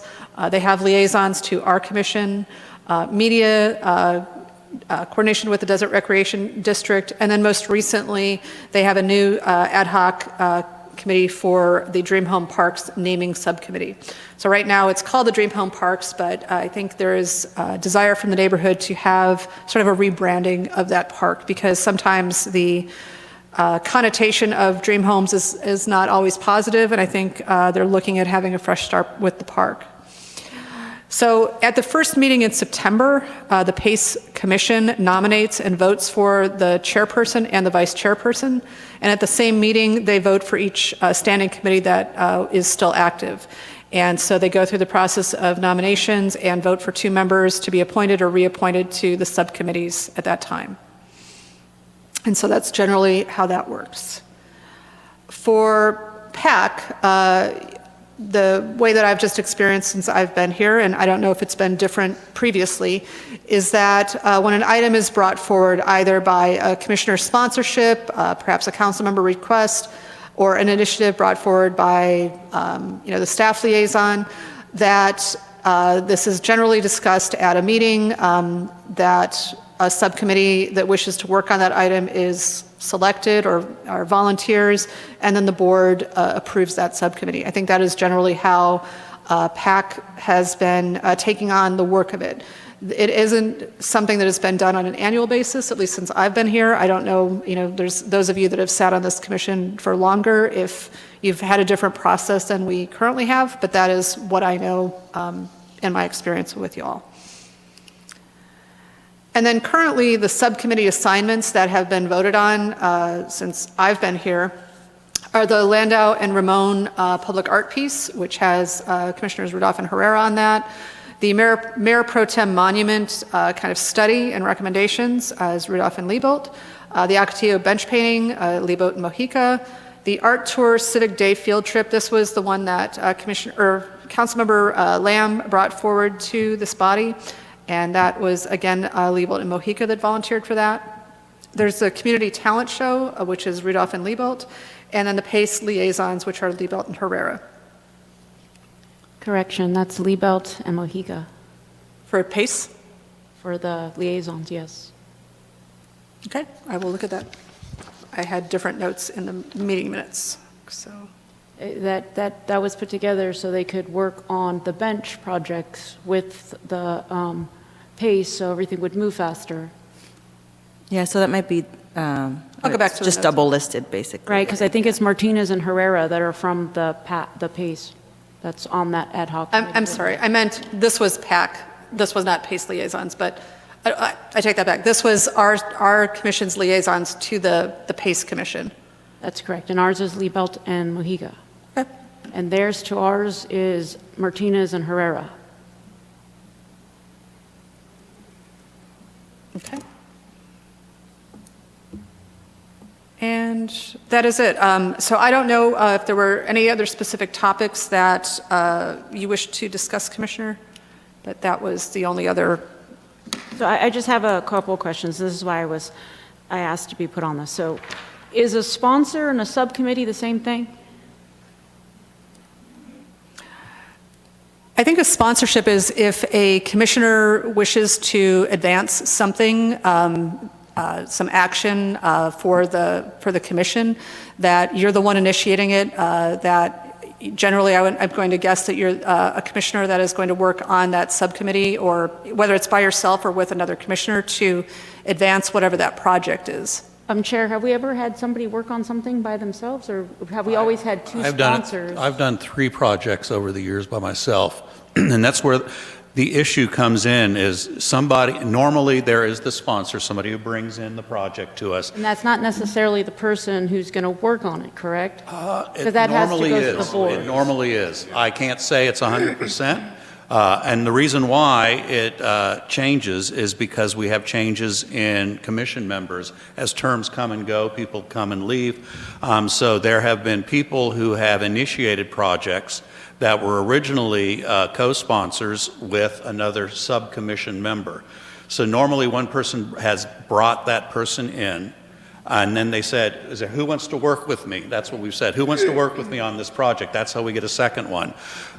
But there have been other projects that have either, because of the smallness of them or because of the time constraints, where it's just been one person. And that was a little bit more common when I first came into the commission than it has been lately. We have had co-commissioners on most projects, although sometimes people leave, sometimes people go. But I did the 9/11 memorial all by myself. I started the sculpture in front of the amphitheater by myself. I had, when it was almost ready to go into effect, I had Deanne Hopings come in with me because I wanted somebody else to go look at the artwork down on El Paseo. I didn't want to be the one person looking at it. So, I mean, there have been all types of different variations on it, but should say, and I would think that it's in the commission and in the city's benefit for us to have two people working on each project. That was when I was brought in. I was always told that there had to be two people. Yeah. There always had to be a sponsor. And there has been times where things were brought in, right, and think we should do this, but you bring it in as this is informational, I think this is what we should get involved in. But there's times where, like, if I bring something in and it's like it has to do with art, I might not be the right commissioner to take that on. So I might not be the sponsor of that, right? I just brought it to the attention of. And if I'm wrong with that, then you can correct me. But I was always told there was always two sponsors, because even when commissioners come and go, we have always filled the other sponsor's seat. So how does It's the happened commission? in every different way. So, like I said, it's, I think, in our benefit to be working together as a team. You got two different ideas here. But normally, one person, just like this and any of the other things, it's normally one commissioner that brings it in. If you don't feel like, and normally they're the ones who sit, are 50% of the subcommittee. But it's worked in every way over the years. It all just depends on the project. If you remember, Scott Colwell and I had the anniversary benches that were going on. And that was, I took the one end of the structure and the working with stone on that. He took the other end of the actual artwork and composing that, So we had two separate things and brought it all together.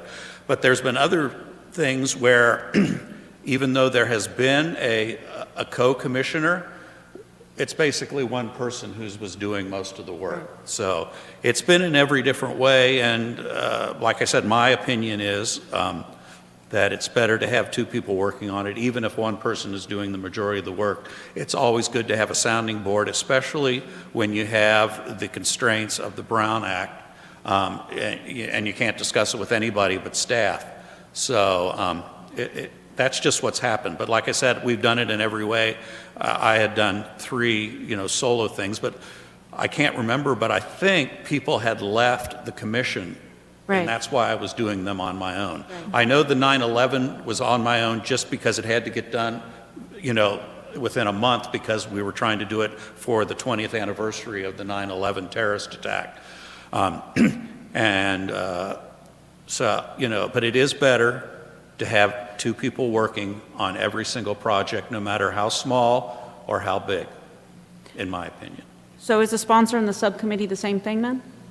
They can be. I'm going to say, but yeah. Are they the Basically, I'm same gonna thing? say, yeah, say yes. I would imagine, and again, I think to the point that you made, Commissioner, that you might bring something for the board to consider, but don't feel like you're the person to do that. But I think at some point, whoever is taking ownership of it and is going to be the one executing that project has to be kind of becomes sort of the co-sponsor on it, because they're the ones that are going to be producing the work and helping prepare the staff work based on the actions that they're doing, kind of like Commissioner Liebolt and Commissioner Mojica did with the staff report. So, giving information about what they're doing so that that work can be presented back to you. So then the ad hoc committee, I was under the assumption, and maybe I'm wrong, that an ad hoc committee is something that's constant. So when we put Liebolt and Mojica as a subcommittee of the liaisons, ours to the PACE, anything that this board was going to work with the PACE on was going to go through those two, and then they were going to bring it back here, and the same thing with, so like, for example, with the Ocotillo Parks, they would get with Commissioner Martinez and Herrera, update them, and then they would take it back to their commission and update on what's going on. But that would be constant. Anytime those two boards wanted to work together, it would go through those four. Am I wrong in saying that's not the ad hoc committee? Because that's the constant. It's And the only reason why I ask is because that was my big confusion when it came to the gay guys of TikTok. We already had liaisons through both boards, so both boards were working on that. Then ours should have came back and gave us the information, but it didn't happen that way. So I just need to know, like, that's where I just need clarification as to what those three things are: ad hoc committee, subcommittee, and sponsors. Because I didn't know that we could have somebody come in and be like, oh, well, I'm going to bring this up, which makes me the sponsor, but I'm not going to work with anybody. I thought that was like a board's decision to sit the second person, because the only reason I have seen a lot of people since I've been on this board come and go, and I am with the chair. Sometimes those people are in charge of stuff, right, and they're doing most of the work, and then they leave. It happened with Ocotillo Park. Like, I was the co-sponsor, brand new on that, and then the person left, and we were just left. I didn't know what was going on. Yeah. I think it ultimately is, up to the board to decide. I know the item, that you're speaking of. I think there were two commissioners that brought it forward and were asking for action on that night. It would, the commission could have decided that they needed more information and asked them to come it back, or as happened in that evening regarding the Old Gays event, a decision was made to take the recommendation by the commissioners that had sponsored that event. Correct, but at the same time, we have an ad hoc committee. So I'm confused as to why we even had that ad hoc committee then, because that was the whole thing. Like, so the two commissions could push stuff faster, right? Instead of having to have meeting and then go tell them, and they would just update, because that doesn't violate the Browns Act, the 2 and 2. And the commissions work together faster. So that's why I'm confused on that aspect. So does the ad hoc committee not stand? Like, is that something that we're doing to where it's just, oh, we're using those people at that one time? Well, I would say that both are exactly the same. They're just subcommittees. I think it's the difference in how you both handle your subcommittees. The PACE Commission has appointed subcommittees which they call their ad hoc committees. So they have kind of a topic area. And so there's commissioners that work on those topic areas and do different work related to that. Maybe it's something that we need to talk with the PACE Commission, and in terms of the liaisoning between the two commissions, that we create better, how that communication is going to be, what the expectation is. Well, I think we already had that. They actually came in on, what meeting, what day was that? We had a meeting here and we actually met them. And that's when the ad hoc committee was put together, because that commission did ask to work with this commission, and that's how come we came up with that, the liaisons. So, I mean, I don't know how the other commissioners feel here, but I think it's great if we, in the beginning of the year, we appoint 2 commissioners as liaison every single time, and if the 2 PACs or the 2 commissions are working together, those are the 4 people working, because that's what the PACE did. The PACE actually brought the 2 here and gave us the idea. So I don't know how you all feel, but I think I think it's an opportunity. I think as you all talked about, that you have a bench project that's going to be coming up in a park. And so when that gets vetted out a little bit, then maybe those, our commissioners can talk to them and just kind of give them a briefing of, hey, this is what's coming, and this is what we're planning to do. Or if there is assistance needed from the PACE Commission to do that. I think that's a really good opportunity for the two commissions to work on something or to keep each other informed about something that's going to be affecting the park, so that also they're another vehicle to help advertise that and help promote it, cross-promote it. But not only that, but we should be working as commissions together, which was brought out. That's fine. I think it's great. But I think that keeping the two liaisons, permanent, if this commission wants to work with them, then we can take it back and forth. I think it's just a better idea. And then, again, that would be the ad hoc committee. I think that, maybe you can explain it to me a little bit more or something, because I'm the newer guy, so the ad hoc was all new to me, so I didn't know what I was doing. Right. But anyway, I do feel that when people have ideas, and there are a lot of great people on the PACE, and there are a lot of great people here, and they may have an idea that they want to bring forward. And I think that should be somehow factored in, but I don't know how that works. But I think what you're saying is if there's two designated people from PACE and two designated people from PAC, should those designated people be the ones that bring those ideas forward? Yes, because at that time, we're not violating the Brown Act. All four of those people can get together and talk about it, and then take it back to their own commission, and then all the information is shared, and we wouldn't have to be asking so many questions of different things because those are the commissions working together. And hopefully our commission does work more with the other commission, and it's faster. But just But that would through those only allow- designated, That's correct. specific designated people, right? But that would only allow 4 people to do any kind of collaboration. Well, no, because you bring the information back here, I but mean, you. but like, if they have a new idea, I don't think that, like, none of those 4 people had an idea. There was 2 people who had a different idea, and so the idea was brought forward. I think that ideas are okay to have by anybody. But that's correct, and it was like with Ocotillo Park, that was an idea, and we're like, okay, we should collaborate with the other commission, so that's how they got nominated for that ad It's hoc. also taken 4 years. No, it didn't take 4 years. Or whatever many years, 3 years. I guess. But I think the other thing is, though, that each of the commissions, you all have, the opportunity to bring things forward. It's not just limited to the liaisons, with the PACE Commission or liaisons with the PAC Commission. So I think if anyone wanted to bring an item forward, that, certainly they can, present that. Any member, that has an idea that they want to present has equal right to bring that to your commission to consider. The same with the PACE Commission. And I think it is something that, and I can talk to John about of, are there better opportunities that we have for things that are overlapping that the commissions can better coordinate on? I mean, you have a specific event that is going to be working within a park, and so that seems like a very natural collaboration. Maybe some of these others, might not, but I think keeping each other informed and, if there are things that are going to be, relevant to both of your commissions, that is, certainly an opportunity for those that are the liaisons to keep each other informed of it.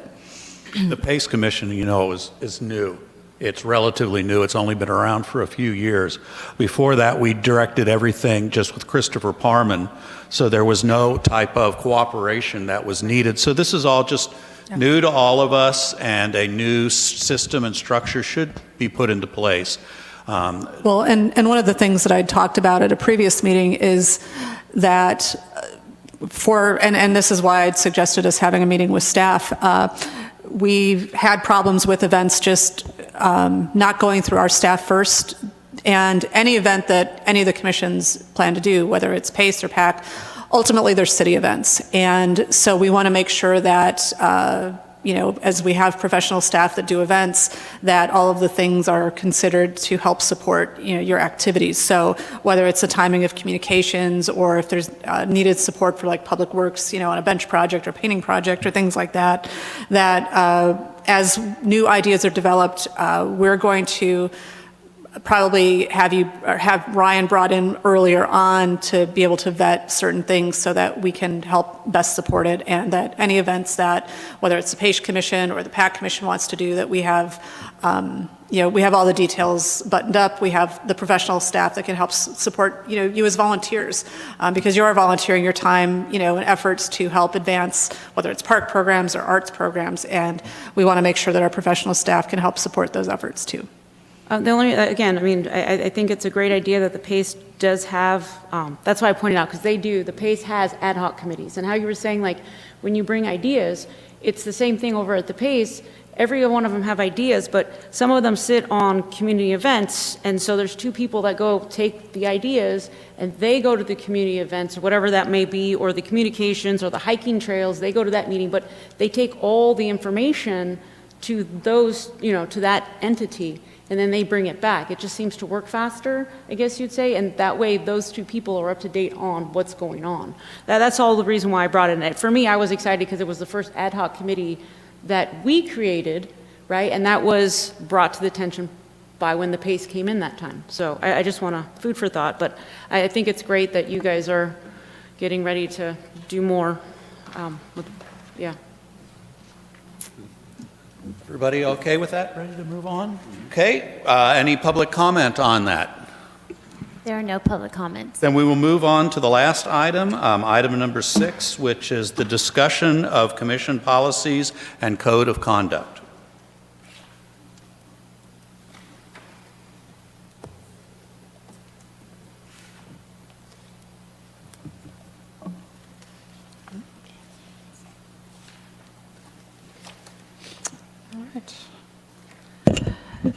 So again, this item was an item that Commissioner Herrera asked be brought back when we had our November 14th meeting to discuss the Commission Code of Ethics and possible comments made on social media by other commissioners.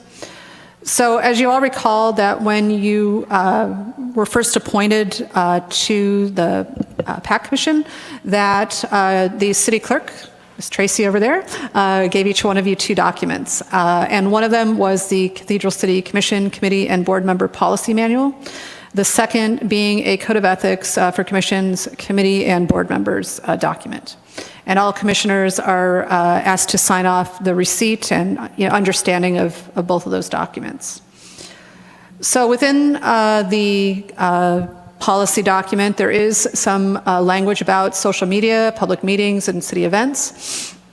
And specifically it asks, members of commissions, committees, boards, ad hoc committees, and task forces shall at all times conduct themselves as a representative of the city. So when representing the city via social media, at a public meeting, or during a city event, we request that you remain professional and civil in nature, and in no case shall a representative of the city do the following on social media during a public meeting or city event when representing the city. And so these are the, requested things that you try to avoid when you're representing yourself as a commissioner from our city, of using offensive content, offensive language, anything that promotes or fosters discrimination of any type. Use of defamatory or libelous content, issuing threats, solicitation of commerce, as a representative of an appointed body, conducting yourselves in any violation of federal, state, or local law, encouraging illegal activity, providing information that may tend to compromise the safety or security of the public or public systems, and provide information that violates illegal ownership or interest or copyright. Just too many little beepy things. Additionally, separate from the commission guidelines, the city also has a social media policy which establishes guidelines just specifically for the use of the city's social media sites, our city Facebook page, Nextdoor, Twitter, Instagram account. But it doesn't govern, your own use of your public, your own social media. Separately from these 2 documents, the commissioners also receive the Code of Ethics, which is an outline of the expectations for ethical behavior. It expresses our city's values of honesty, respect, responsibility, transparency, and trust, and defines the standards for each values. And so these are all documents given to everyone that serves on our commissions and boards here. And it recognizes that as commissioners and in a democratic society, you're not going to all see things the same way. You're not going to all have the same views of things, and that sometimes you're going to be at odds on your approach or odds on an issue. However, I think in general, we'd like to encourage that commissioners should aspire to treat each other and members of the public and staff professionally and respectfully, to listen, to try to understand each other's views and possibly positions on an item, being open to hearing different perspectives, and then try to make informed decisions in the best interest of the city. The Public Arts Commission as a body itself does not have any independent authority or autonomy to sanction actions of other commissioners for any violation of these policies. The City Council, at its sole discretion, has the right and the ability to remove a member from a commission at any time. As commissioners, and as you all know, you are appointed or recommended for appointment by a council member via whatever district they're in, and then the council as a whole has to approve the nomination from the commissioner. So that is my presentation on it, and I will turn it over to Commissioner Herrera if there's anything specific you'd like to add. So just stick with me. So for your guys' social media policy, we can say whatever we'd like as long as it's not on the city website. You can, but that doesn't mean, we don't, I mean, everyone has First Amendment rights, and there's certainly no rule or governance that the city has that usurps that right. That doesn't mean that if we put something out on social media that there might not be consequences to that. So if you put out something on your own personal social media that was discriminatory or derogatory towards, somebody from a protected class, that could be a violation of the commission policy, and the council member that appointed the person that did that could decide that that is not a proper reflection of a commissioner that is representing the city, and they could choose to, have you step down. I mean, for that or any kind of violation of the policy. So as a commissioner, can I make comment to news releases without putting that through the city? As I said, the rules are governed within that document. Any communication from a commissioner about city business should be directed through the communications department. But if there is somebody that does otherwise and it's a violation of the policy, again, the city council is the only governing body that has any authority to take an action against a commissioner. Correct. And so as a commissioner, if I feel that a commissioner has violated either the code of ethics or board member policy, what are the steps? You should just reach out to the council member that has appointed that commissioner. Okay. Okay, so, and again, just so I have this, I'm hearing this correctly. As a city commissioner, I can make comment as that, in that capacity, to a newspaper and not put it through the city. No, it should be. I mean, if any commissioner is speaking on behalf of the city, it should be directed, the city communications officer, which is Ryan Hunt, is the communications manager. So all communications, formal communications from the city goes through him. And that's not just like, let's say it was online. That's not if we commented on the city webpage. That's like any webpage if I went and gave my comment to the media? Well, ideally, that shouldn't happen, but there's nothing punitive that this board can take. It's Again, all I a matter understand the board can't. Yeah. The board can't do anything. Basically, it's all got to go through city council. I'm just wondering where the limitation is on that. As a commissioner, as long as it's not on the city website, we can do it, technically. You have the freedom of speech to say whatever you want, wherever you want, whenever you want, period. Okay. Again, but freedom of speech doesn't mean that there might not be consequences to what someone says. Okay. There's probably, I'm guessing, a distinction between someone acting as a private citizen versus officially like putting your commissioner hat on and saying, Yeah. me, Commissioner Mojica. Yeah, if you're acting, on behalf of the city as Commissioner whoever, That's what I'm and getting. make comments online, that could have negative repercussions. Okay. That was it. That's all. That was just I wasn't too sure if I heard that correctly, but thank you. I could just say that I hope that we all treat each other with a very calm dignity and respect that allow us to do what we're here for, which is to make the city a better place and to keep things rolling and to keep anything that we have problems with each other to ourselves, and we move on, because at the end of the day, we are here for the city of Cathedral City, its people, and its art. Agreed. I have another question because I love this question. What if the media were to contact one of us regarding an issue for the city? Well, as a public arts commissioner, would we talk to Ryan first before we, is that the best Absolutely. advice to talk to Ryan Yeah. Hunt first before we even respond? Yeah, I mean, that for us as city staff, we don't speak to the media unless it's through our communications manager. So if you're at an event, but somebody comes up and just asks you, what if they don't realize you're a public commissioner, they just want your opinion as a person participating in something, right? Then you would just respond, or you would still?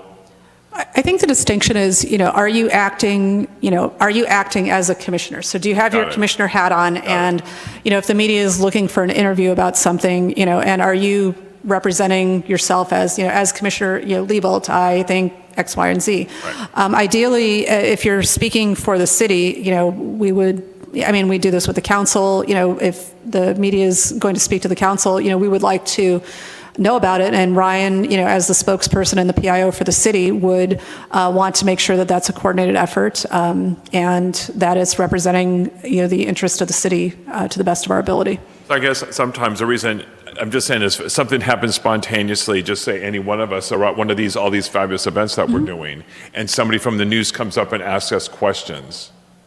We can't say, let me go Ryan first. So how would you respond? I guess it would depend on what the question is. Is Okay. it, what do you think of this event? Okay. This Got is it. a wonderful Okay. event. Okay. I know I'm picking straws, but I just want to be Yeah. really clear. Anything controversial. That's where I was going with it too, because I you know that's- are in those positions, and like I what I said, was- going through this, there is no not. You just can. You shouldn't, but you can. Right. And there's Well, no repercussion. And That's that's why- where I think the guidance in the policy, and Tracy, you've been doing this longer than Because I know have. it's a fine line between if we're public commissioners and we're private citizen at a public event, right? Right. And if we're there as a private citizen, but we just happen to be at, this is who we are, that's why I'm curious. No, I think it's a great question about how, because, But I think that, It gets just for instance, like if you had, because we are such a small community, we might be in the news. Everybody's in the news here. Sooner or later. Yeah. sooner or Right, later. exactly. And absolutely, but I think. They may it could be like a gay pride or whatever like that, because they're always filming everything. Right. And then I think that if they were saying, look, what did you think about such and such and such and such? And then you'd be like, well, I have no comment. Right. Yeah, that's what I would do. And Right. what do you Well, think about and the you always parade? have that It's ability, great. I right? love it. Right. Yes. I think in doubt, again, you're part of this commission because you are active people in our community, and you're always going to be in those situations. I think looking at what the language of the policy says about, when you're representing yourself as a commissioner, representing yourself as an official of the city, which is what you are, that it's kind of common practices of decency, I think, is really what the policy is looking at. That if you're out there as a commissioner and we're using defamatory comments, or we have a large LGBTQ community, and if you were out there saying hateful things about that, again, you absolutely have the right to say those comments, but that doesn't mean that there might not be repercussions politically for doing that. If you came out and encouraged illegal activity, that might be problematic for somebody that is representing the city as a city official.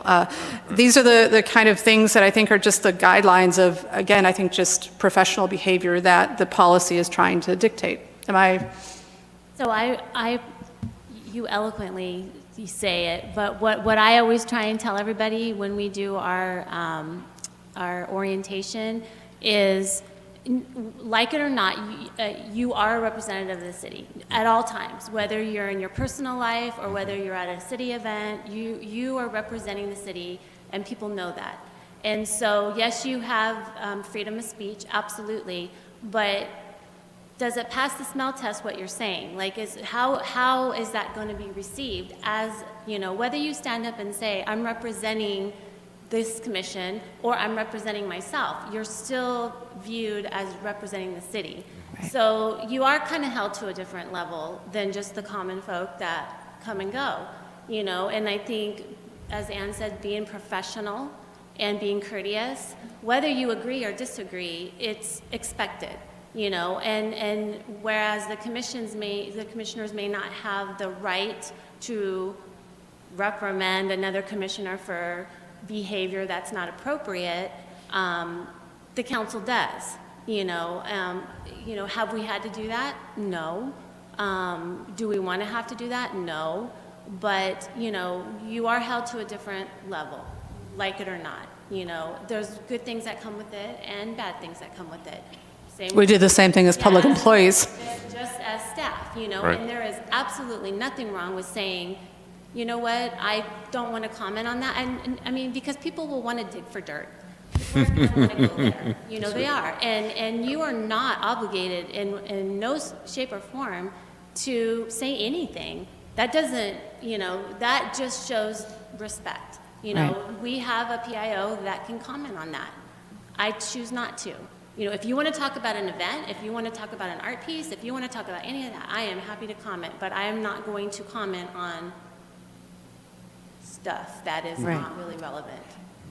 So, And that's not to say you can't have opinions about it, but I think, you know, ideally, if you're having a, you know, dispute with one another or something that, you know, you talk about it, you know, maybe off the dais, or, you know, talk about it one-on-one, or just try to work it out. But I think, you know, what I've been really appreciative about working in this community and working, you know, with this commission is that, you know, and you know, the council don't always agree on things too. I mean, they have, you know, I think like everything, there's certain council, they're really passionate about certain issues. You know, I think it's the same for this board. And sometimes, you know, the vote goes their way, sometimes it doesn't, but at the end of the day, we move on. You know, it's easy math for boards. It's a 3, you know, you just need to count to 3 to, you know, advance something forward. But ideally, it's that you as a board create a culture that you can have robust dialogue about something, that you can agree to disagree, that you can listen to other perspectives, and, you know, here maybe it is something that you haven't, you know, heard before or considered before. And I think that's the beauty of having boards like this, is because you get 5 very distinct perspectives that, but you're all there to advance kind of the greater good, in this case, you know, bringing arts and culture to our community. Agreed. Any other comments at this point? No. Are there any Thank you. public comments? there are no public comments. And we are about ready to run out of time. Is everybody comfortable with going a few minutes over our regular 2-hour allotment? Is there anyone who objects to that? Okay, then we're going to move on to the next, which is staff comments. So I don't have anything specific other than I was recently contacted, well, it was just sort of through a odd conversation, but found out that Riverside County is having kind of an arts week or an arts month, and I'm going to send you some information, but it's, I think, through their economic development department, but throughout Riverside County, they're trying to showcase different art events, different experiences, different things. So in talking to them initially, I did send them all the information about the Perez Art District. I sent them the information about the Museum of Modern Wonders. They did send out an invitation to, I think, staff a table coming up. They're having an event somewhere in Riverside County. And I'm trying to find out a little bit more about it. They're looking for just the cities to have a table and be able to showcase what's going on in the cities, or if they're asking for the different venues to have something. So I'll send you out some more information about that, but it was, again, just another opportunity that, you know, through a few emails, I was able to get some of our local information out there.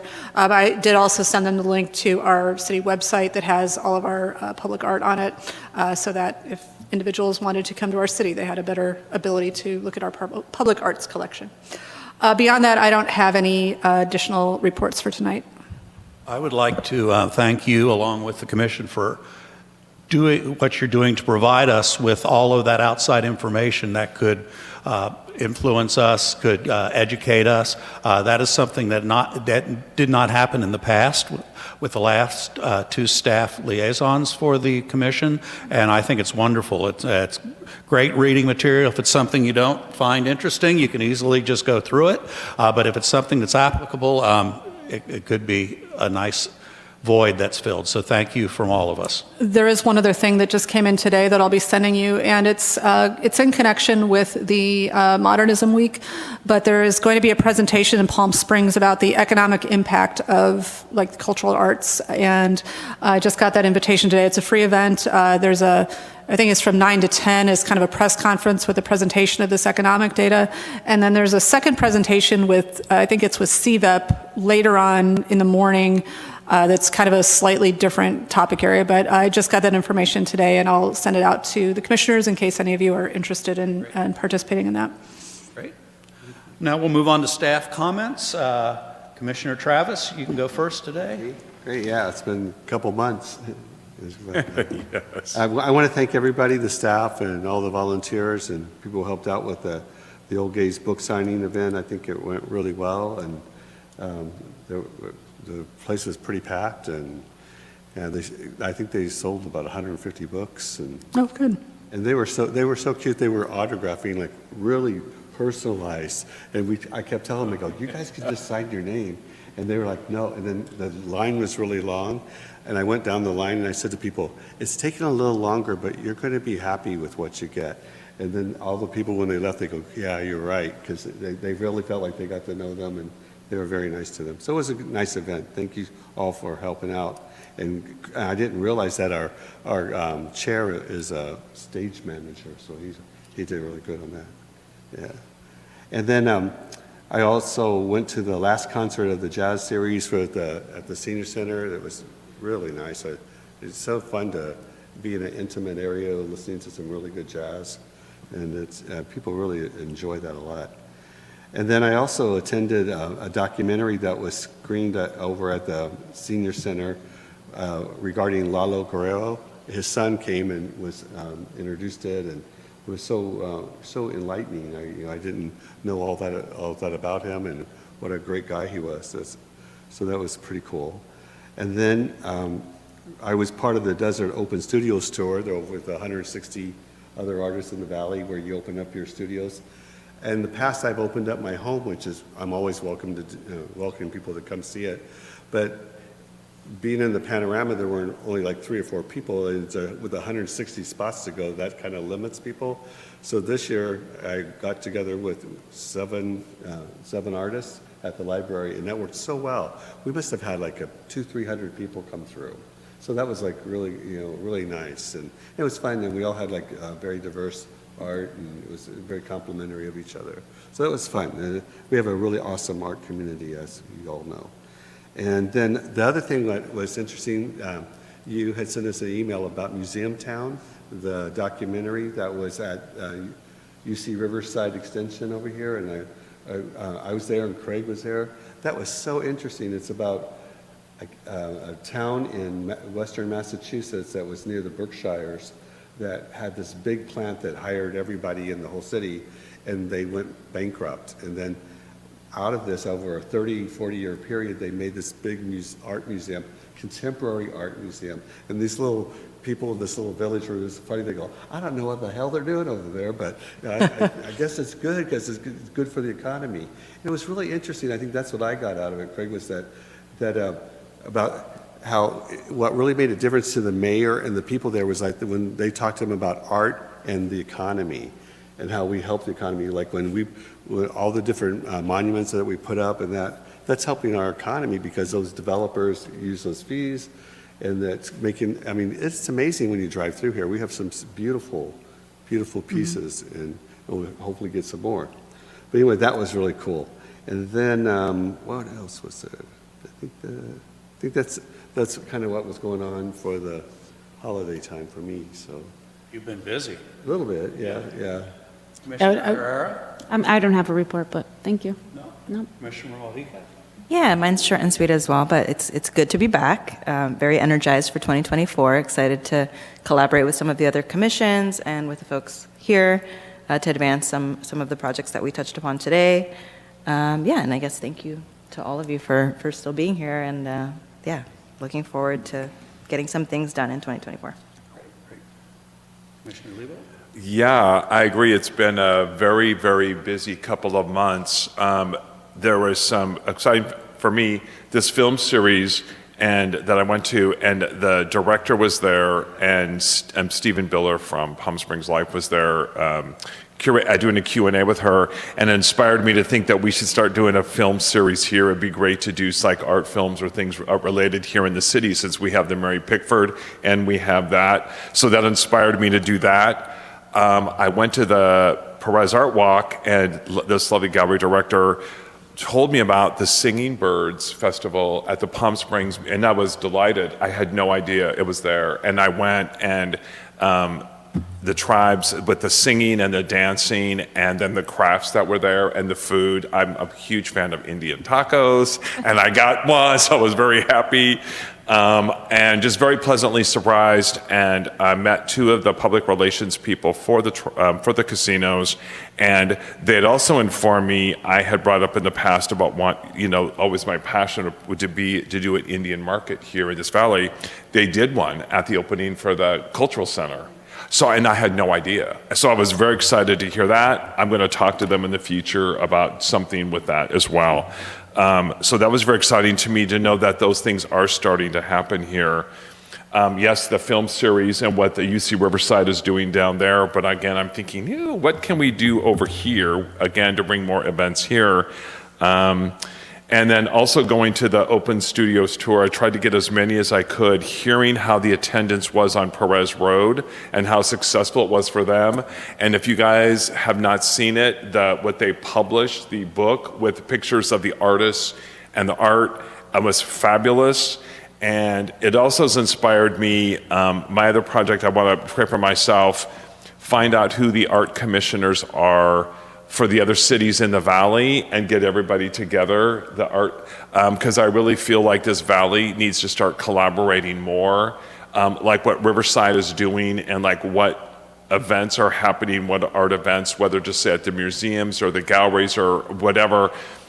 We really, I think Coachella Valley, everybody knows about the Coachella Music Festivals and Stagecoach and the Mid-Century Moderns. Also, we just need to really collaborate, pull all our events together, and really start letting the people know that this valley is a major art city.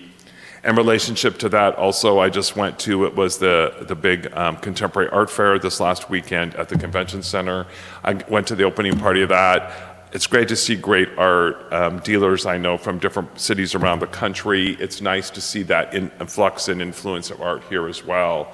So it's just very happy to me to see the tribal art being shown and demonstrated, and that I just really love the melting pot that this has become, and I just want there to be a portal so that people can access all the different types of art and everything that's going on.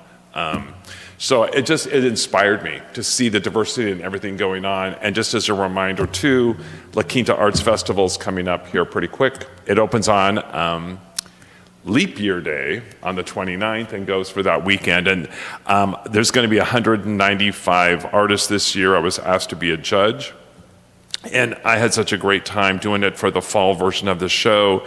The quality of the art is so high. Again, it inspires me to see, and it makes me happy to go do that because the quality is good and the range of everything is good. And again, it just makes me happy to see how this valley, the art scene is really evolving. The quality of what's happening here is evolving. So, Well, I think it's a good opportunity too to learn about some of the artists out there, because we do have two acquisitions that we'll need to be kind of starting to work on soon. The public art piece for which we don't have, I think, identified yet for Dream Homes Park. Right. And then ultimately the Landau Ramon public art piece, which that's the one that we've already talked about in the past of having some collaboration with the tribe because of the fund, or I'm sorry.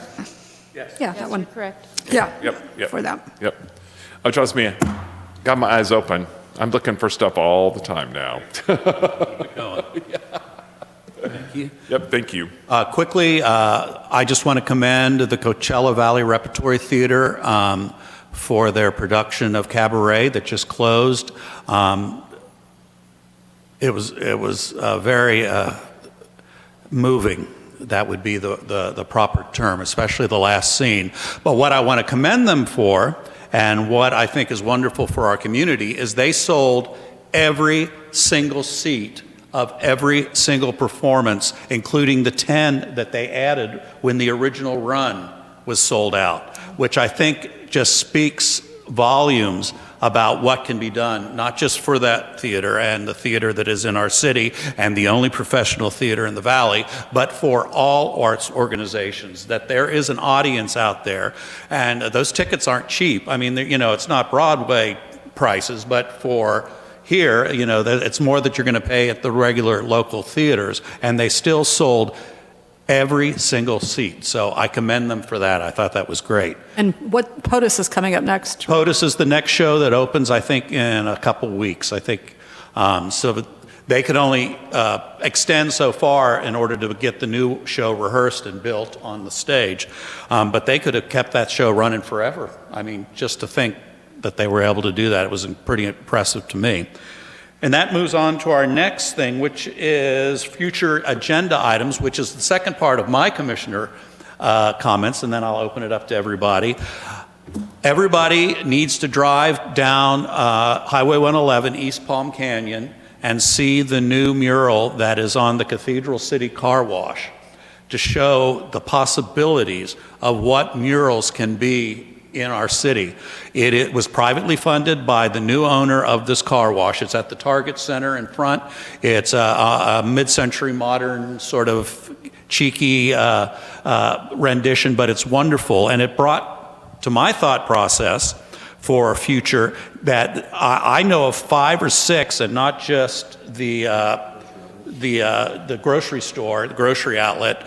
I know 5 of 6 that are waiting canvases of sides of buildings, and I thought maybe, just maybe, we can find a way to collaborate with those private owners, and so the investment for them will be there to keep it up, and find a way to do, maybe they pay for half, we pay for half. They can put their business name somewhere in the artwork, but it's not primarily what that is. That way they get some marketing and some signage and some monument action off of their building, and then we get murals where there were none.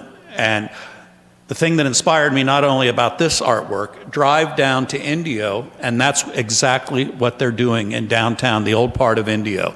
They're taking some of those old buildings that have been neglected and empty for years, and they're working with private owners to have new paintings and new murals put on there. So that's just something I want to filter through all you all and think, but I thought it would be great. But do go see that, because it's a great addition to the city.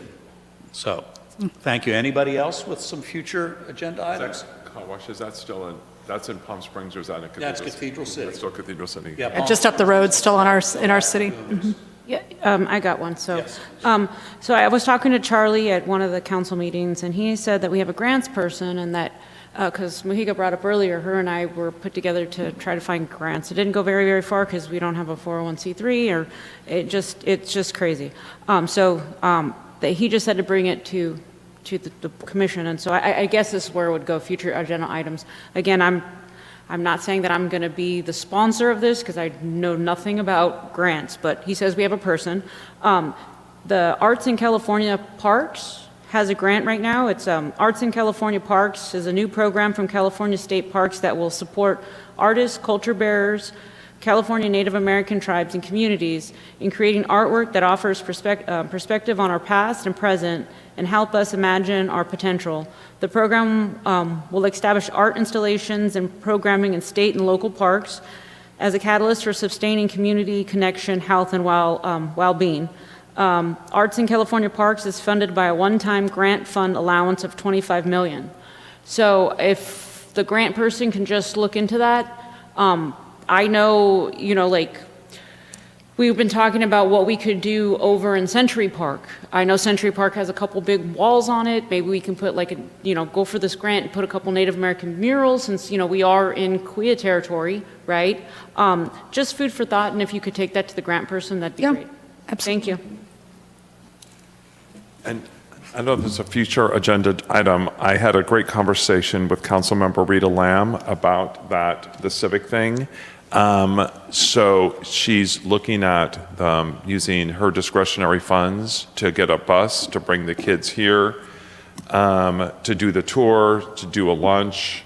And I said I would absolutely be here to help, with the kids and talk about what a public arts commissioner person does, type of thing. Probably a 2 to 3 hour kind of thing we're looking at. Doesn't have an exact date yet, but she said, as a former teacher, she goes, after Easter would be the time. So we're looking at after Easter. So yeah, she and I had a great conversation, and we'll be speaking again in the near future when we get closer and get the actual dates. So I don't know if it's an agenda item or what. Yeah. Okay. Great. Yeah, she's using, if it's not requiring funding from here, then she's got her own. She's not necessarily asking for funding, no. Yeah, awesome. Anything from you, commissioners, at this point? Okay, great. Well, another good meeting. Glad we're back after our 3-month hiatus, and I can tell you that the meeting, Tuesday, February 13th, 2024, of the Public Arts Commission of Cathedral City is now adjourned. Thank you.